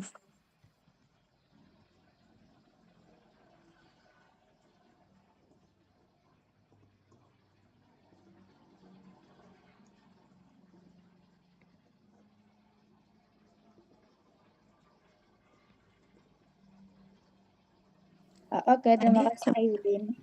Nah, untuk controller, kalau untuk step 1 dan step 2, kita bisa di situ bisa lihat di situ dia bilang dia bilang as needed only low dose ICS ICS formoterol. Jadi tidak perlu controller atau kalau misalnya step 1 sampai ataupun step 2. Jadi hanya diberikan kalau ada serangan saja atau kalau dibutuhkan. Jadi dia sama jatuhnya kayak reliever. Nah, kalau misalnya untuk step 3 dia itu sudah menggunakan ICS formoterol tapi dia low dose maintenance. Nah, untuk step 4 dia sudah menggunakan obat-obatan juga, itu medium dose, dengan dosanya itu medium dose maintenance ICS formoterol. Nah, kalau untuk step 5 dia sudah yang high dose maintenance ICS formoterol dan ditambah ada antibody lain kayak misalnya IgE dan lain-lain. Kita tahu dari penjelasan Kang Rizky tadi mengenai patogenesis dan patofisiologinya. Nah, kalau untuk track 1 relievernya dia itu menggunakan low dose ICS formoterol, sedangkan kalau misalnya track 2 dia masih menggunakan SABA, yang dimana SABA ini kalau misalnya pada guideline GINA yang sebelumnya dia ini dijadikan track 1 dalam reliever, tapi sekarang dia menjadi track 2 dalam reliever di panduan guideline GINA terbaru. Nah, kalau misalnya reliever low dose ICS formoterol ini dia itu intinya resiko untuk exacerbasinya tadi dia tuh lebih rendah dibanding dengan SABA, makanya di guideline sekarang dia dijadikan untuk track 1 yang relievernya. Boleh di next slide.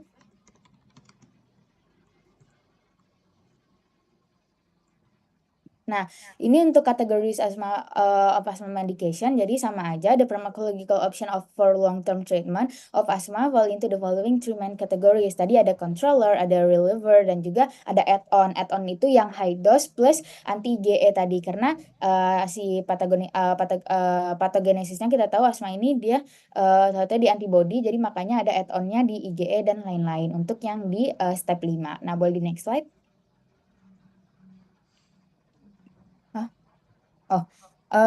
Nah, ini ada kayak dosis pemberiannya dan juga contoh obatnya. Nah, yang paling sering itu juga namanya budesonide itu, budesonide formoterol. Nah, ini, sudah berdasarkan dari, usia. Nah, misalnya 6 sampai 11 tahun untuk step 3-nya one inhalation once daily plus one as needed. Terus kalau misalnya, 2 untuk usia 12 sampai 17 tahun, di sini step 1 sampai 2-nya itu dia one inhalation as needed. Jadi kayak kalau misalnya dibutuhkan aja, jadi sama yang kayak tadi sebelumnya dijelaskan. Terus misalnya step 4-nya dia itu to inhalation, 2 kali inhalation twice, pumpnya 2 kali gitu. Jadi 1 pump, terus sudah 1 lagi pump. Terus kalau ditambah 1 kalau misalnya dia membutuhkan tambahan. Nah, boleh di next slide. Nah, ini ada contoh dari obat-obatnya, ada fluticasone, ada yang tadi budesonide dan lain-lain, banyak berserta dari daily dose-nya, baik yang low, medium, atau high. Yang paling banyak yang paling banyak digunakan biasanya juga salbutamol, Ventolin inhaler salbutamol, maaf. Nah, boleh di next slide. Mungkin ini kita berpindah dulu ke Selma sebelum kita melanjutkan dari non-pharmacological intervention-nya. Nah, ini akan dijelaskan oleh Selma mengenai kerja dari ICS dan juga SABA. Terima kasih. Baik, terima kasih Teh Amel. Izin melanjutkan. Yang pertama kita akan bahas inhaled corticosteroid atau ICS. Nah, seperti yang kita tahu bahwa ICS adalah obat yang digunakan sebagai terapi jangka panjang untuk mengelola asma dengan mengurangi peradangan saluran napas. Nah, obat ini sangat efektif dalam mencegah eksaserbasi atau serangan asma yang mengurangi gejala asma secara keseluruhan. Dan ICS juga bekerja dengan mengurangi peradangan di saluran napas yang menjadi dasar gejala asma seperti sesak napas. Nah, untuk mekanisme kerjanya, yang pertama, ICS itu untuk pengikat ke reseptor glukokortikoid. Nah, ICS ini disemprotkan ke saluran napas dan dihirup. Kemudian, obat ini mengikat glukokortikoid receptors di sel-sel tubuh, kayak terutama di sel epitel, makrofag, dan limfosit T yang terlibat dalam peradangan saluran napas. Yang kedua, untuk pengaturan gen yang terkait dengan peradangan. Nah, setelah ICS ini terikat pada reseptor glukokortikoid, nah kompleks obat reseptor ini berinteraksi dengan DNA di sel-sel tubuh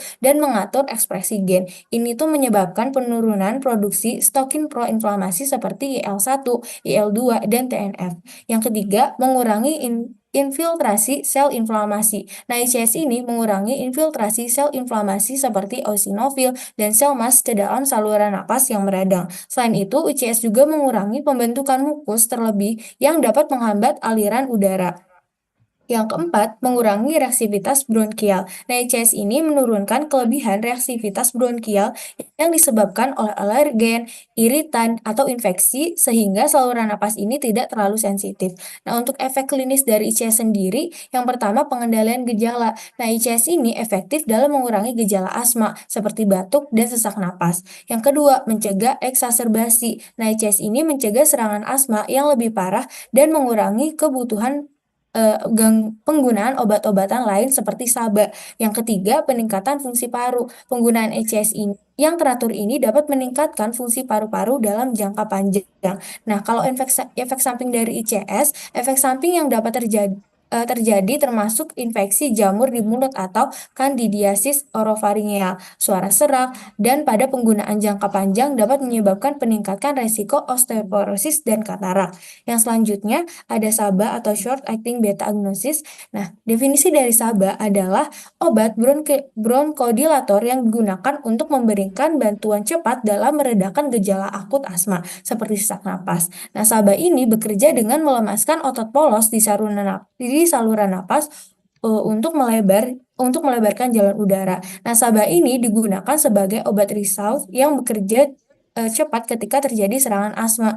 Nah, untuk mekanisme kerjanya, stimulasi reseptor beta 2 adrenergik. Nah, SABA ini disemprotkan ke saluran napas, kemudian meningkatkan beta 2 agonistik reseptor pada otot polos saluran napas. Nah, stimulasi reseptor ini akan mengaktifkan jalur sinyal yang meningkatkan kadar klik atau AMP-CAMP di dalam sel otot polos saluran napas. Nah, yang kedua, relaksi otot polos saluran napas. Nah, peningkatan CAMP ini menyebabkan aktivasi protein kinase A atau PKA yang menghambat myosin-like kinase enzim yang bertanggung jawab atas kontraksi otot polos. Nah, akibatnya otot polos saluran napas ini menjadi rileks dan saluran napas ini mengembang atau bronchodilation. Yang ketiga, pelebaran saluran napas. Nah, dengan relaksasi otot polos, saluran napas ini akan melebar sehingga aliran udara ini menjadi lebih lancar dan gejala sesak napas ini gejala sesak dan batuk ini dapat mereda. Kalau efek klinis dari sabanya itu, yang pertama, bantuan cepat untuk gejala akut. Nah, saba ini memberikan bantuan instan untuk meredakan gejala akut asma dalam waktu beberapa menit. Nah, kalau untuk durasi efeknya, efek bronchodilatasi saba itu biasanya berlangsung sekitar 4-6 jam yang memberikan kelegaan sementara saat serangan asma. Nah, untuk penggunaannya, saba ini hanya digunakan dalam situasi darurat atau untuk meredakan serangan asma yang terjadi mendesak. Efek samping ringan dari saba ini termasuk tremor, terus ada detak jantung cepat dan rasa gelisah. Efek samping itu biasanya bersifat sementara dan tidak berbahaya, tetapi bisa menjadi terasa dengan penggunaan yang berlebihan. Nah, untuk kesimpulannya, ICS ini sangat efektif untuk pengendalian jangka panjang asma dengan mengurangi peradangan dan mencegah ekserbasi. ICS ini harus digunakan setiap hari untuk hasil maksimal. Untuk saba, meskipun tidak mengatasi peradangan, saba ini memberikan bantuan cepat untuk meredakan gejala akut saat serangan asma. Saba ini hanya digunakan untuk keperluan darurat. Keduanya ini saling melengkapi, ICS untuk kontrol jangka panjang dan saba ini untuk meredakan gejala akut. Boleh di next slide. Oke, sekian dari saya. Terima kasih. Selanjutnya kan dilanjutkan oleh Teh Amel. Oke, baik Selma. Saya ingin melanjutkan lagi. Selanjutnya ini untuk non-farmakological dari asmanya sendiri. Nah, yang pertama kita bisa mengencourage pasien untuk misalnya dia berokok, kita mengencourage untuk dia menghenti merokok. Lalu yang kedua, kalau misalnya pasiennya itu anak-anak, kita bisa beritahu kepada orang tuanya untuk jangan merokok dekat anaknya atau ganti baju dulu kalau misalnya sehabis merokok, ataupun juga jangan di ruangan yang sama kalau misalnya lagi merokok, yang dimana ini untuk mengurangi paparan dari debu, asap, alergen dan lain-lain. Nah, yang ketiga bisa juga dengan meminta pasien untuk meningkatkan kesehatan imun kayak aktivitas fisik tapi nggak yang berat-berat juga gitu. Nah, ada beberapa dari yang aku baca tuh ada beberapa pasien yang dia pasien asma, tapi dia kayak rajin olahraga, kayak cukup olahraga kecil-kecilan gitu dan makan diet sehat. Nah, dia asmanya jadi nggak kambuh-kambuh lagi gitu. Nah, boleh di next slide. Nah, lalu kita bisa lihat dari occupational exposures-nya, misalnya dari lingkungan kerja yang kotor itu kan dapat menyebabkan asma kambuh terhadap pasien. Kita meningkatkan mengingatkan kebersihan kepada pasien. Lalu yang kedua kita bisa avoidance of medication that may make asthma worse. Jadi contohnya itu obat NSAID pada pasien asma kalau bisa jangan diberikan. Kita bisa juga, lalu kita lihat juga apakah pakai obat-obat pasien itu ada riwayat penggunaan obat-obatan atau sedang mengkonsumsi obat-obatan. Misalnya obat jantung kan kita tahu waktu itu dia untuk beta blocker. Nah, kalau bisa kita sarankan untuk tidak menggunakan obat yang jangan mengenai reseptor yang ada di bronkus. Jadi kita bisa menggunakan obat kardio selektif yang hanya mempengaruhi saraf beta di jantung saja. Nah, beta blocker kan kita tahu dia ada yang selektif dan juga ada yang enggak. Karena bronkus itu kita tahu di reseptor ada reseptornya itu reseptor beta, maka salah satu golongan obat dari asma tadi kan ada SABA, yang mana beta 2 agonis untuk meningkatkan saraf saraf beta 2-nya. Nah, sedangkan kalau misalnya di jantung, dia kan malah memblok nanti saraf beta. Jadi makanya kita memilih obat yang kardioselektif. Nah, boleh di next slide.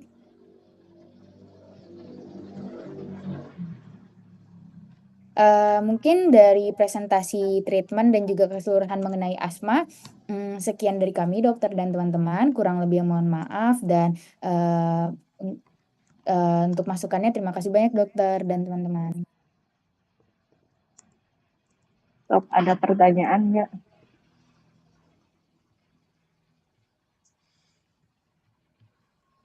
Asmanya udah selesai ya?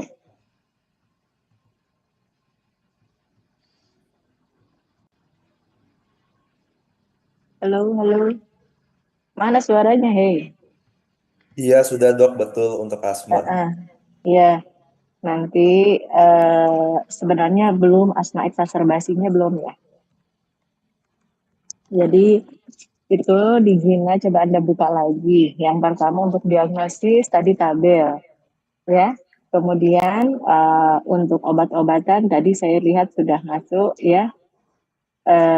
Yang perlu Anda perhatikan adalah kapan kita mulai dari step 3, kapan kita mulai dari step 1 gitu. Ya, kemudian di sana juga ada pilihan pertama atau dan alternatif. Kalau yang pertama itu adalah kombinasi dari apa dan apa? Untuk pengobatan kan dibagi reliever dan controller. Nah, yang pilihan pertamanya apa? Punten dok, pilihan pertamanya reliever ya dok? Ya. Mungkin kan itu tuh ada jalur yang pertama, ada jalur yang alternatif. Kalau setahu saya kalau yang reliever untuk yang track 1 itu dia menggunakan yang low dose ICS formoterol, sedangkan kalau misalnya track 2 itu dia kalau berdasarkan guideline sekarang dia menggunakan yang SABA ataupun ICS plus SABA. Iya, gitu ya. Jadi untuk perbedaannya di relievernya ya, untuk controllernya kan ICS SABA ya, atau kalau yang pakai track 2 atau yang alternatif ya. Kalau yang alternatif itu kan SABA bisa untuk controllernya pakai ICS saja gitu ya, bukan ICS SABA. Sebenarnya bukan ICS SABA, formoterol ICS. Karena formoterol itu bukan SABA. Formoterol itu LABA. Ya, tetapi dia onset kerjanya cepat, makanya bisa berpindah seperti SABA.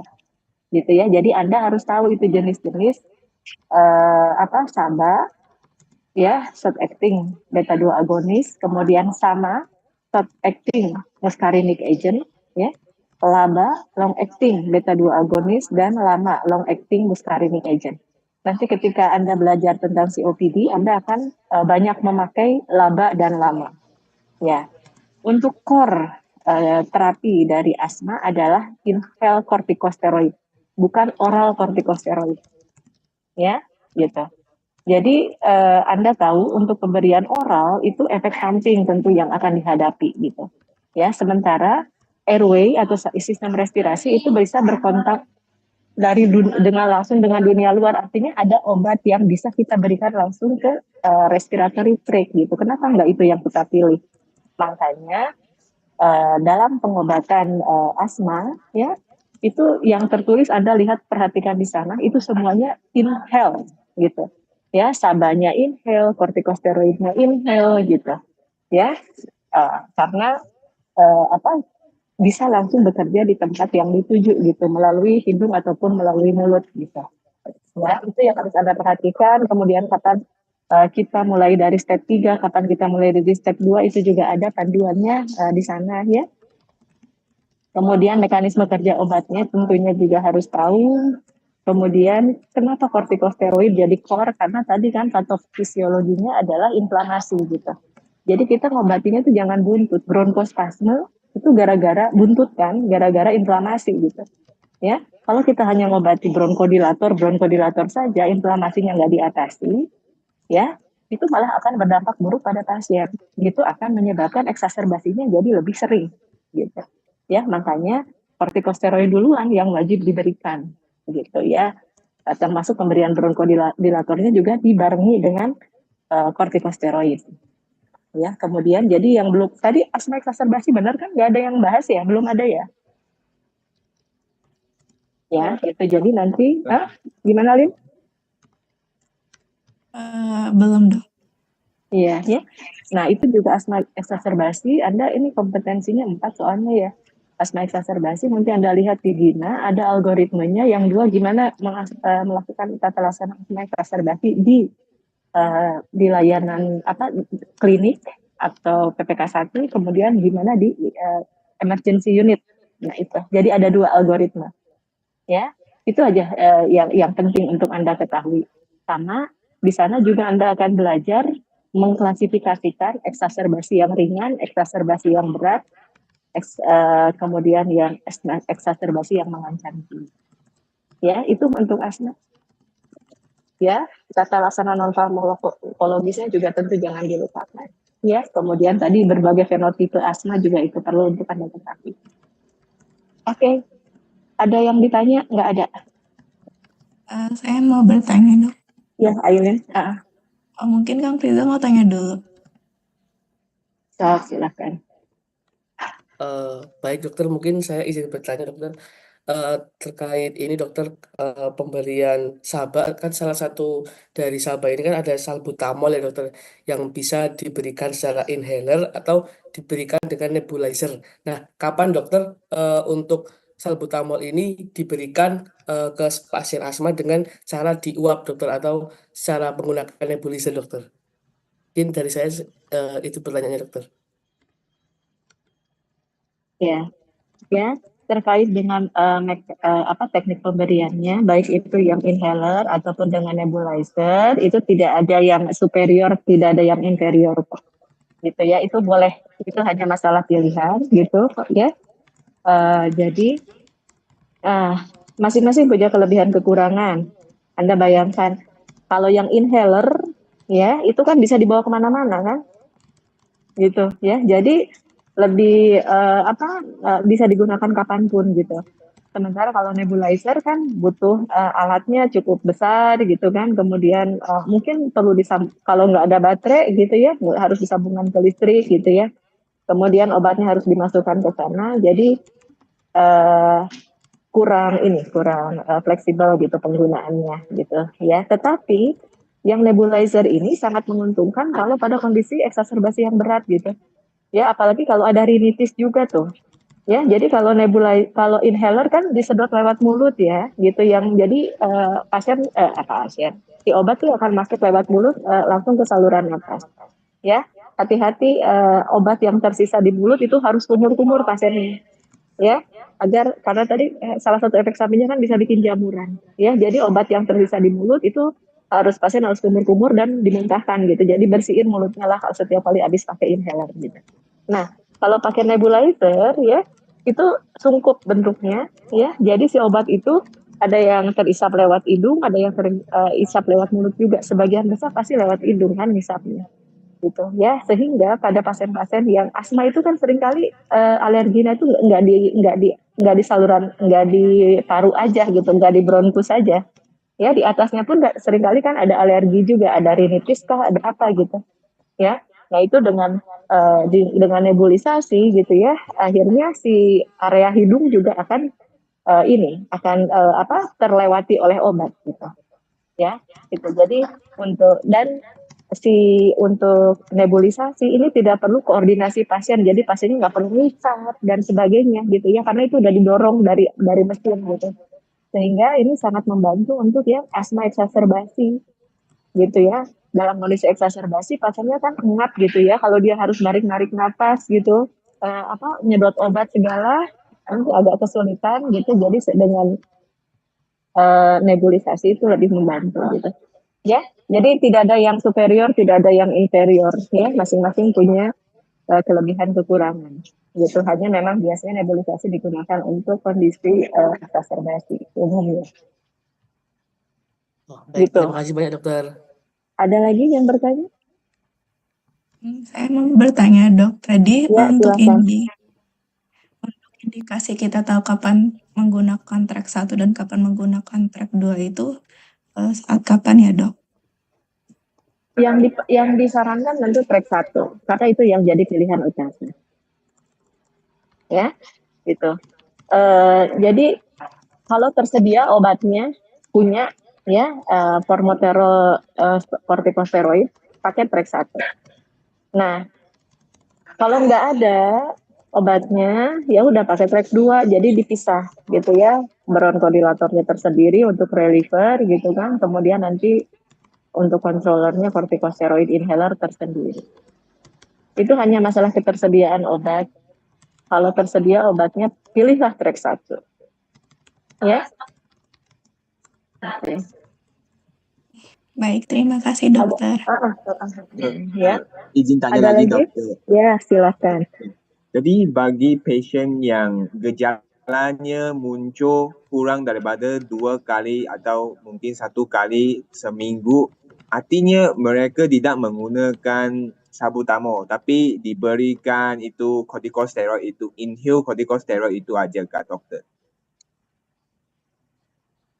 Kalau gimana kan?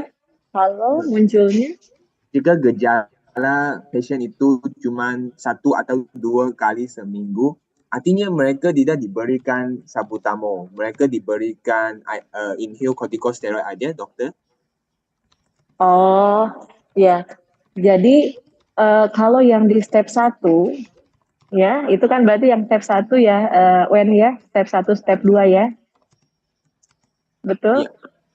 Kalau yang di step 1 ya itu diberikannya kalau step 1 dan pakai track 1 ya itu kombinasi dari formoterol dengan inhale kortikosteroid, Wen. Ya. Dan itu diberikannya di saat ada keluhan saja, gitu, ya.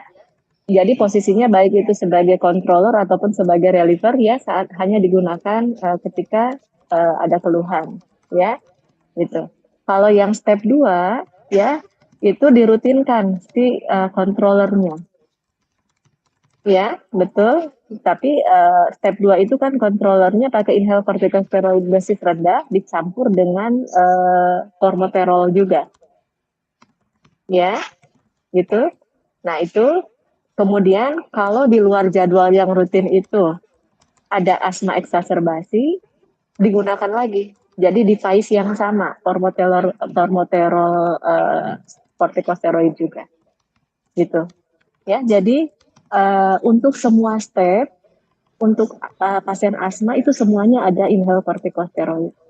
Justru yang harus dihindari adalah menggunakan bronkodilator tunggal saja, bronkodilator saja. Jadi kita bayangkan asma dengan mekanisme dasarnya adalah inflamasi. Nah, kita berikan bronkodilator saja, ya, bronkusnya membuka gitu. Yang tadi yang menyempit gara-gara eksaserbasi memang terbuka, jadi dilatasi, bronkodilatasi. Tetapi inflamasi yang ada di tengahnya, gitu kan, di mukosanya, itu tidak diatasi, kan, gitu, ya. Jadi itu tuh akan menumpuk, dan itu menyebabkan lebih mudah untuk terjadi eksaserbasi berikutnya akibat inflamasi yang menumpuk dan tidak dinetralisir gitu. Itulah kenapa diwajibkannya adalah kortikosteroid. Gitu, Wen? Bisa ditangkap, Wen? Bisa. Oke. Ada lagi yang bertanya? Sudah mengerti semua COPD mau kapan? Mau dibahas kapan? Mau sekarang sekaligus? Atau mau nanti? Gimana? Sok, saya mau bebas. Mungkin kita mulai bahas sekarang dulu ya dok, kalau nggak keburu baru lanjut nanti. Ya, boleh. Saya masih punya waktu sampai jam 9 kok, Len. Ya, stop. Lanjut dulu. Oke dokter, jadi mungkin kita selanjutnya lanjut ke bagian COPD. Mungkin untuk presenter pertama dipersilakan.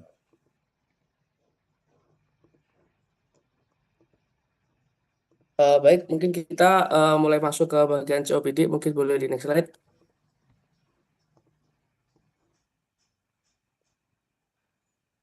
Baik, mungkin yang pertama dari definisi terlebih dahulu.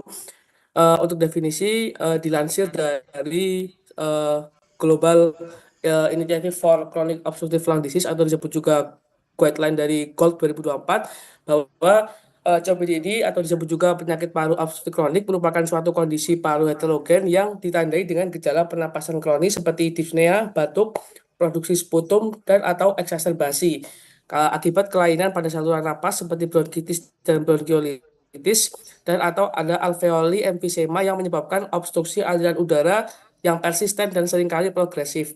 Eh, Penyakit paru obstruktif kronik ini juga didefinisikan sebagai penyakit paru yang dapat dicegah dan diobati, ditandai dengan adanya gejala pernafasan dan keterbatasan aliran udara yang persisten maupun umumnya bersifat progresif, serta berhubungan dengan respon inflamasi kronik yang berlebihan pada saluran nafas dan parenkim paru akibat adanya gas atau partikel yang berbahaya.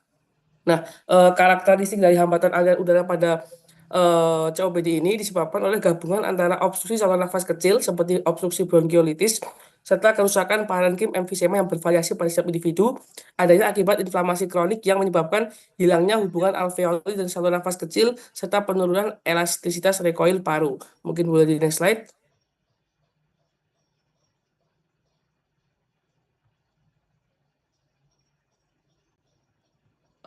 Boleh di next slide. Nah, baik, selanjutnya dari epidemiologi di sini COPD atau PPOK merupakan penyebab utama dari morbiditas dan mortalitas di seluruh dunia dengan beban ekonomi dan sosial yang cukup besar dan terus meningkat, di mana prevalensi PPOK seringkali berkaitan langsung dengan prevalensi merokok, tetapi di banyak negara polusi udara luar ruangan, polusi udara di tempat kerja, dan polusi udara dalam rumah tangga yang diakibatkan oleh mungkin di negara-negara lain seperti pembakaran kayu dan bahan bakar biomasa lainnya yang merupakan salah satu faktor risiko PPOK yang cukup penting. Nah, berdasarkan guideline dari BOLT 2024 yang terbaru dan studi epidemiologi skala besar lainnya, diperkirakan prevalensi PPOK di dunia adalah 10,3% dan dengan meningkatnya prevalensi merokok di low middle income countries seperti salah satunya negara Indonesia dan populasi yang pasien yang bertambah usianya, maka prevalensi PPOK diperkirakan akan terus mengalami peningkatan. Pada tahun 2019 dilansir dari website WHO ditemukan sekitar 3,23 juta jiwa meninggal akibat dari PPOK dan lebih dari 80% kematian akibat COPD atau PPOK ini terjadi di negara berpenghasilan rendah dan menengah atau disebut juga low middle income countries. Dan berdasarkan data dari Riskesdas tahun 2018 melaporkan bahwa orang yang merokok setiap hari mencakup 24,3% penduduk usia di atas 10 tahun, dan dalam Riskesdas ini diperkirakan bahwa prevalensi COPD atau PPOK di Indonesia sebanyak 3,7%. Mungkin boleh di next slide.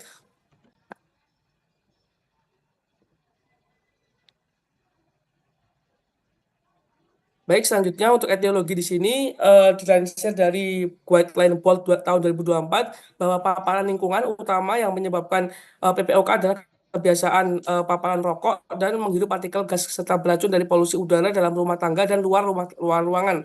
Akan tetapi faktor lingkungan dan faktor host termasuk perkembangan paru-paru yang abnormal dan percepatan penuaan paru-paru juga dapat berkontribusi. Jadi yang pertama adanya paparan rokok, bahwa merokok merupakan salah satu penyebab utama dari PPOK, di mana zat-zat berbahaya yang terkandung dalam asap rokok menyebabkan peradangan kronis di saluran napas serta kerusakan jaringan paru-paru atau emfisema dan peningkatan produksi lendir.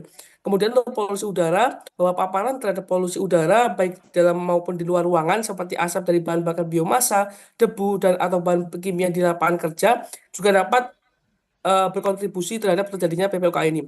Dan yang kedua adalah faktor resiko genetik yang paling relevan meskipun cukup jarang di berdasarkan data epidemiologi, bahwa untuk PPOK yang teridentifikasi hingga saat ini adalah adanya mutasi pada gen SERPINA1 yang akan menyebabkan defisiensi alfa-1 antitrypsin.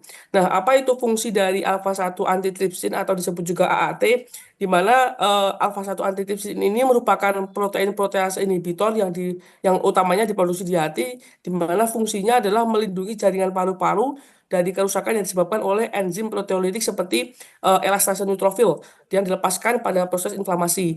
Nah, elastase neutrofil ini jika tidak dikendalikan akan menghancurkan serat elastin dari paru-paru yang penting untuk menjaga elastisitas dari fungsi alveolus. Nah, dari adanya mutasi gen dari SERPINA1 ini akan menyebabkan defisiensi dari alfa-1 antitrypsin, di mana individu dengan defisiensi AAT atau alfa-1 antitrypsin akan memiliki kadar AAT yang rendah dalam sirkulasi darah, yang akan menyebabkan pengendalian elastase neutrofil tidak terkendali atau tidak memadai, sehingga elastin di dinding alveolus ini dapat terus terdegradasi. Akibatnya akan terjadi emfisema atau kerusakan permanen alveolus, dan akan hilangnya elastisitas paru-paru yang merupakan karakteristik utama dari COPD atau PPOK ini. Mungkin di next slide dapat dilanjutkan oleh presenter berikutnya.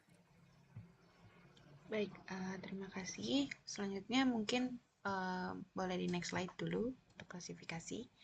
Nah, berdasarkan Global Initiative for Chronic Obstructive Lung Disease atau GOLD 2024, penyakit PPOK ini itu diklasifikasikan berdasarkan tingkat keparahan obstruksi aliran udara yang dinilai melalui pemeriksaan spirometrinya setelah pemberian bronchodilator. Nah, pemeriksaan spirometri ini mencakup pengukuran force vital capacity atau FVC, yaitu kapasitas udara yang dapat dikeluarkan secara paksa dari titik inspirasi maksimal. Nah,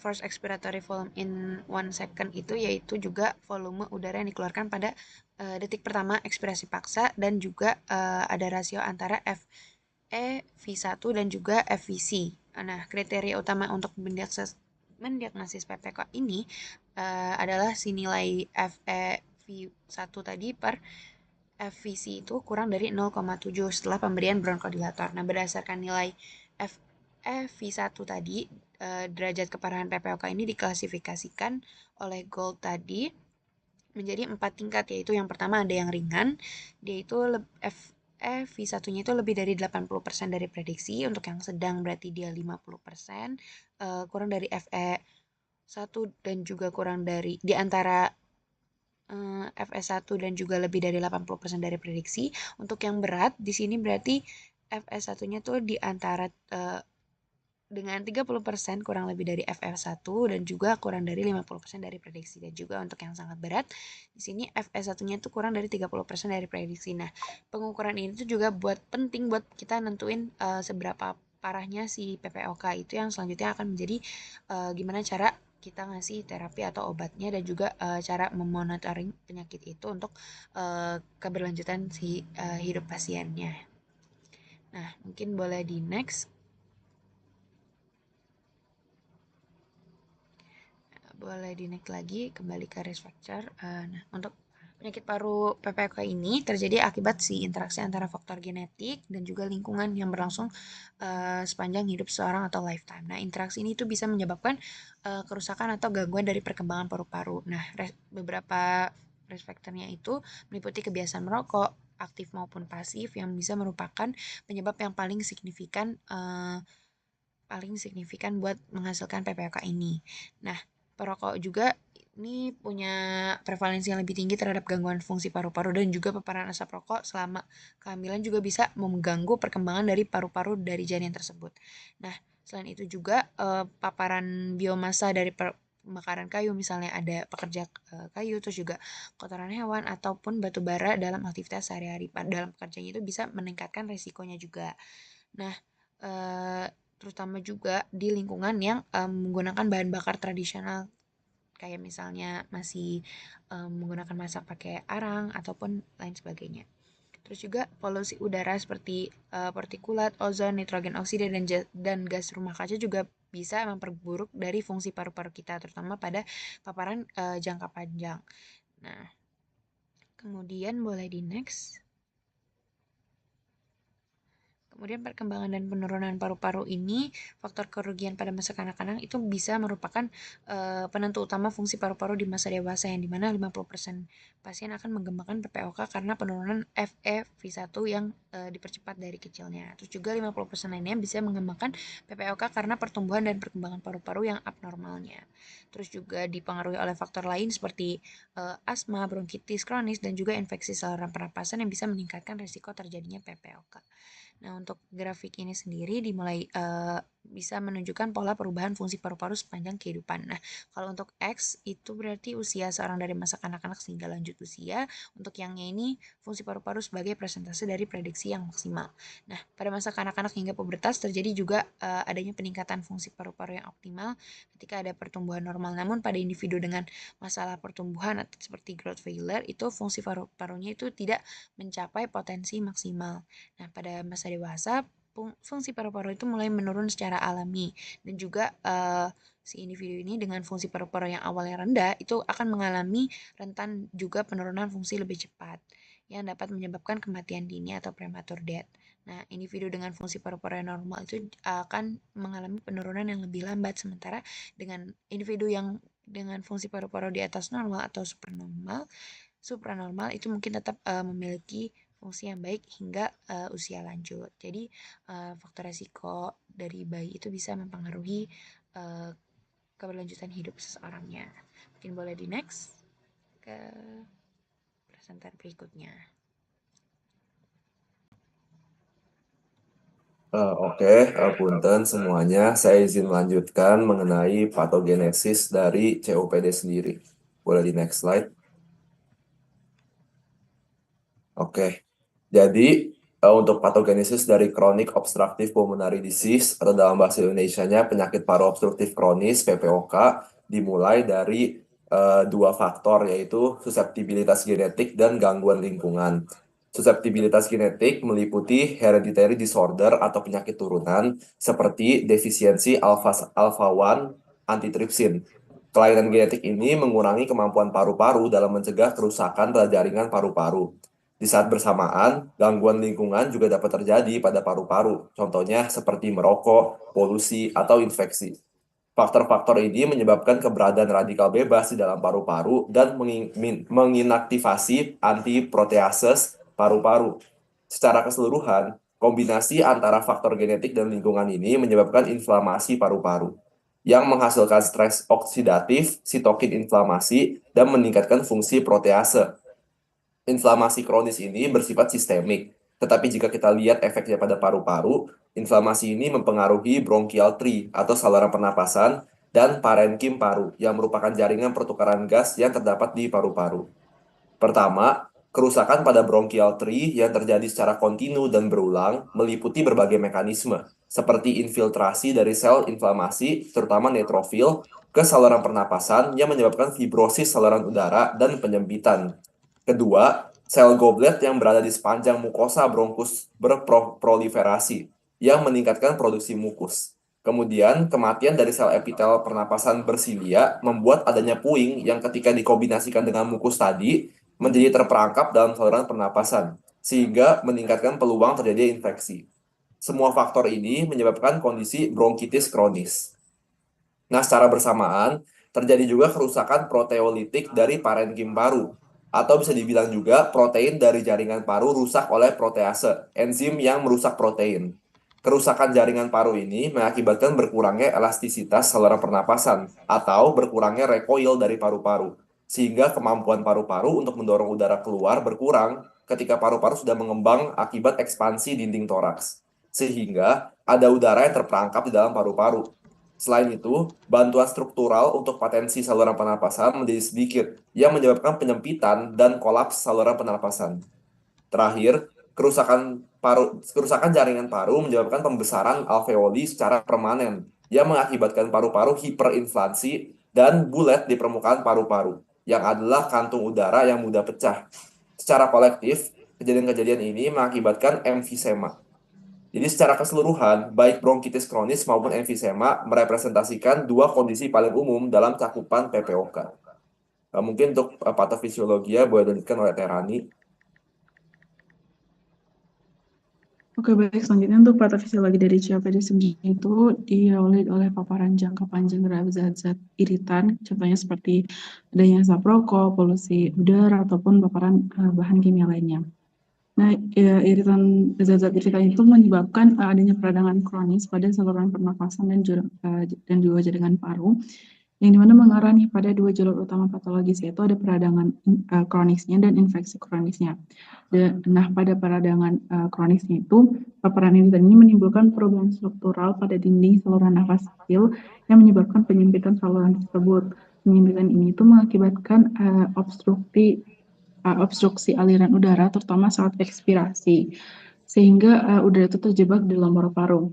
Nah, hal ini tuh menghasilkan hyperinflasi paru yang semakin diperburuk dengan memperburuk kerja pernapasan tersebut. Selain itu juga peradangan ini menyebabkan penumpukan eksudat di dalam saluran nafas kecil yang semakin memperparah obstruksi tadi. Proses ini juga tuh merusak parenkim paru terutama alveoli dan menimbulkan apa yang dikenal sebagai kerusakan parenkim efisematos, yaitu hilangnya struktur alveolar dan mengakibatkan berkurangnya elastisitas paru atau recall elastis, sehingga paru-paru itu kesulitan untuk kembali ke bentuk semulanya setelah bernafas. Akibatnya terjadi penurunan kapasitas difusi paru yang mengurangi kemampuan paru dalam pertukaran gas.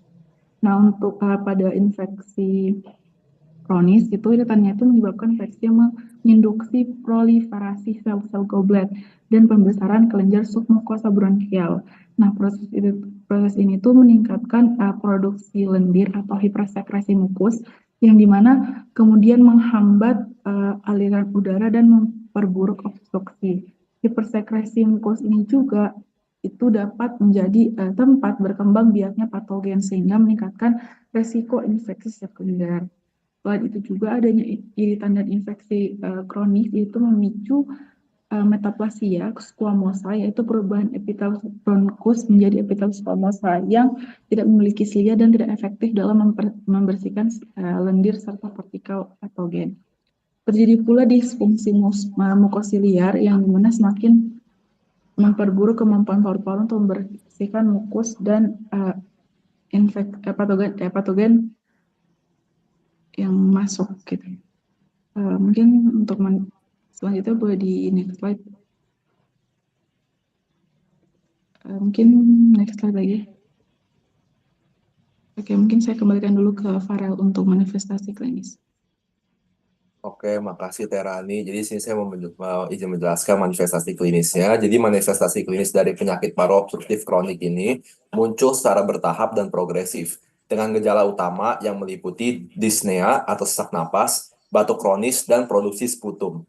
Gejala dari PPOK sendiri cenderung bertambah buruk seiring waktu, terutama saat pasien melakukan aktivitas fisik atau bisa disebut juga exertional dyspnea, dan gejala ini biasanya tidak sepenuhnya hilang meskipun telah dilakukan pengobatan.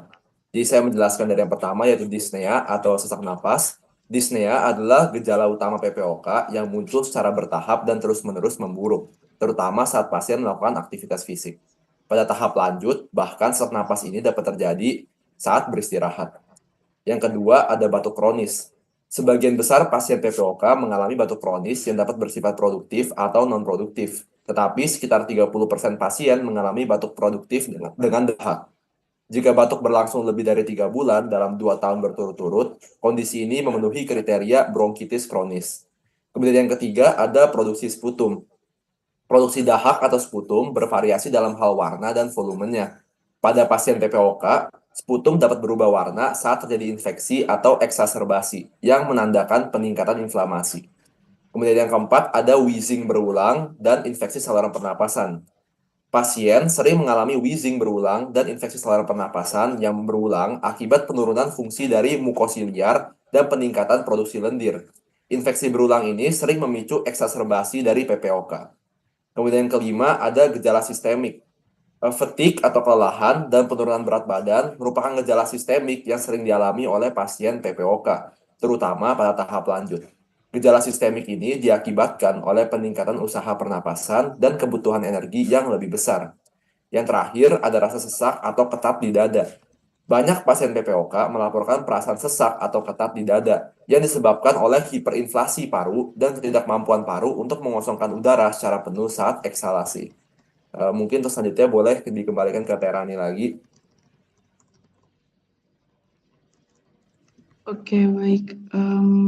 Nah, Apakah ini tuh, kita cukupkan dulu, Ran? oh iya, boleh dong. Rani mau tentang apa, Ran? Clinical manifestation. Yang blue bloater sama pink puffersnya, Dok. Oh iya.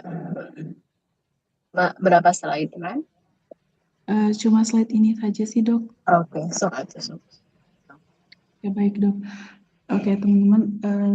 Selanjutnya untuk yang PPOK sendiri itu punya 2 type manifestasi klinis yang dimana sering dikenal dengan istilah blue bloaters sama pink puffers, dimana 2 istilah itu menunjukkan perbedaan gejala yang biasanya muncul di pasien. Nah, untuk blue bloaters sendiri itu biasanya dikaitkan dengan bronkitis kronis ditandai dengan batuk produktif, sesak nafas, obesitas, dan sianosis atau kulit kebiruan. Nah, akibat rendahnya kadar oksigen dalam darah. Di sini itu terjadi karena peradangan saluran nafas kecil dan produksi lendir yang berlebihan, yang dimana menyebabkan hipoksia kronis. Nah, pasien dengan fenotip itu lebih rentan mengalami komplikasi seperti gagal jantung kanan atau cor pulmonal akibat peningkatan tekanan di pembuluh darah paru. Dan untuk yang pink puffers ini lebih sering dikaitkan dengan emfisema, di mana terjadi kerusakan alveolus yang menyebabkan kesulitan pertukaran gas. Pasiennya biasanya itu memiliki tubuh kurus karena kehilangan massa otot akibat kerja keras saat bernafas, serta menunjukkan pola pernafasan khas dengan bibir seperti berseluil atau forced life breathing, yang bertujuan untuk meningkatkan ekspirasi dan mencegah kolaps saluran nafas kecil. Mungkin itu saja untuk clinical manifestasi dari saya, Dok. Selanjutnya saya kembalikan ke moderator. Oke, makasih semuanya untuk presentasi hari ini. Dari dokter, apakah ada tambahan? Ada yang mau tanya enggak? Saya sudah berubah tempat lagi ya. Ada yang bertanya tidak? Mohon maaf. Tapi saya merhatiin kalian lagi presentasi kok. Gimana? Ada yang mau nanya enggak? Kalau dari saya cukup, Dok. Cukup ya.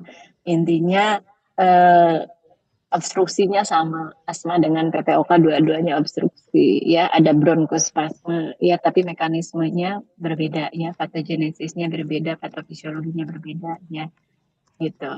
Nanti Anda akan perhatikan dominasi kalau pada COPD itu adalah neutrofil kan ya, proses inflamasinya. Kalau pada asma itu lebih ke eosinofil ya. Kemudian pajanan. Jadi kalau itu ya, perjalanan PPOK itu butuh pajanan faktor risiko jangka panjang. Yang paling sering adalah rokok ya. Kemudian yang lainnya adalah banyak ya, kayak pembakaran arang gitu ya. Kemudian itu kalau ibu-ibu rumah tangga itu kan kalau zaman dulu tuh suka masih masaknya dengan kayu bakar gitu ya.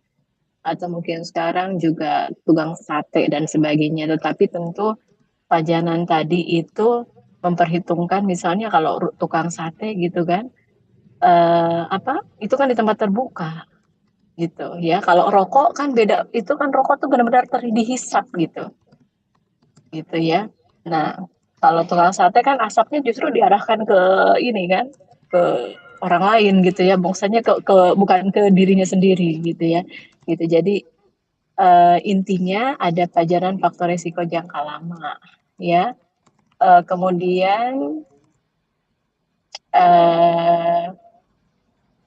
nanti akan berkembang. Jadi artinya kerusakan di struktur parunya itu relatif sudah irreversible kalau pada COPD. Irreversible itu tidak kembali atau tidak normal lagi ya, dan bersifat progresif.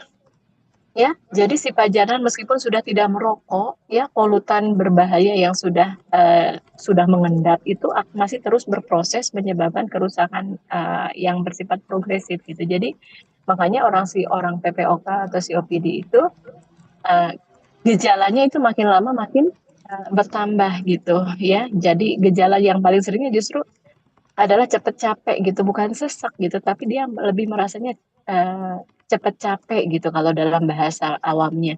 Tadi kan istilahnya exertional dyspnea ya, di manifestasi klinis ya, itu tuh di bahasa awam hanya sebagai cepat capek gitu ya. Jadi naik tangga capek jalan 100 meter, capek itu nanti ada itunya, ada skornya, skor dyspnea. Pakai MMRC score, itu ada di gold gitu ya. Kemudian skor gejala yang lainnya pakai CAT, COPD Assessment Test CAT score. Itu juga ada di gold ya, dan itu nanti diperlukan untuk mengelompokkan COPD menjadi grup A, B, dan E. Butuh untuk dikelompokkan itu karena nanti obatnya untuk setiap kelompok itu ada sedikit perbedaan gitu. Ya, itu untuk COPD. Jadi kalau COPD bersifat irreversible, kemudian ada bronkospasme yang bersifat reversible dan progresif. Jadi core utama terapinya adalah bronkodilator gitu ya. Bronkodilatornya yang jangka panjang, laba atau lama. Jadi makanya Anda belajar laba itu ada apa saja, lama itu ada apa saja, dan bagaimana dia bekerja gitu ya. Jadi bukan kortikosteroid seperti halnya asma. Bedanya di sana. Jelas ya? Gitu. Oke. Begitu dulu untuk hari ini. Mohon maaf ya, saya tidak pakai laptop. Udah kan? Nggak ada yang nanya lagi, nggak ada? Iya dok, tapi mungkin kita mau dokumentasi Apa? dok terlebih dahulu. Oh iya. Waduh, dokumentasi saya backgroundnya jelek ya. Ya udah nggak apa-apa lah. Nanti kalian edit aja. Nggak ada, nggak. Sok dokumentasi. Gini ya, tutupin pakai ini ya, biar nggak kelihatan backgroundnya. Maksa. Ayo. Oke, bentar. 1, 2, 3.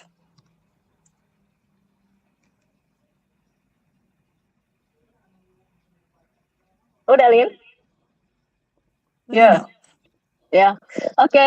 Ya udah semuanya ya, saya pamit ya. Selamat pagi. Assalamualaikum. Ya. Terima kasih banyak, Dok. Ya. Terima kasih banyak dok. Terima kasih.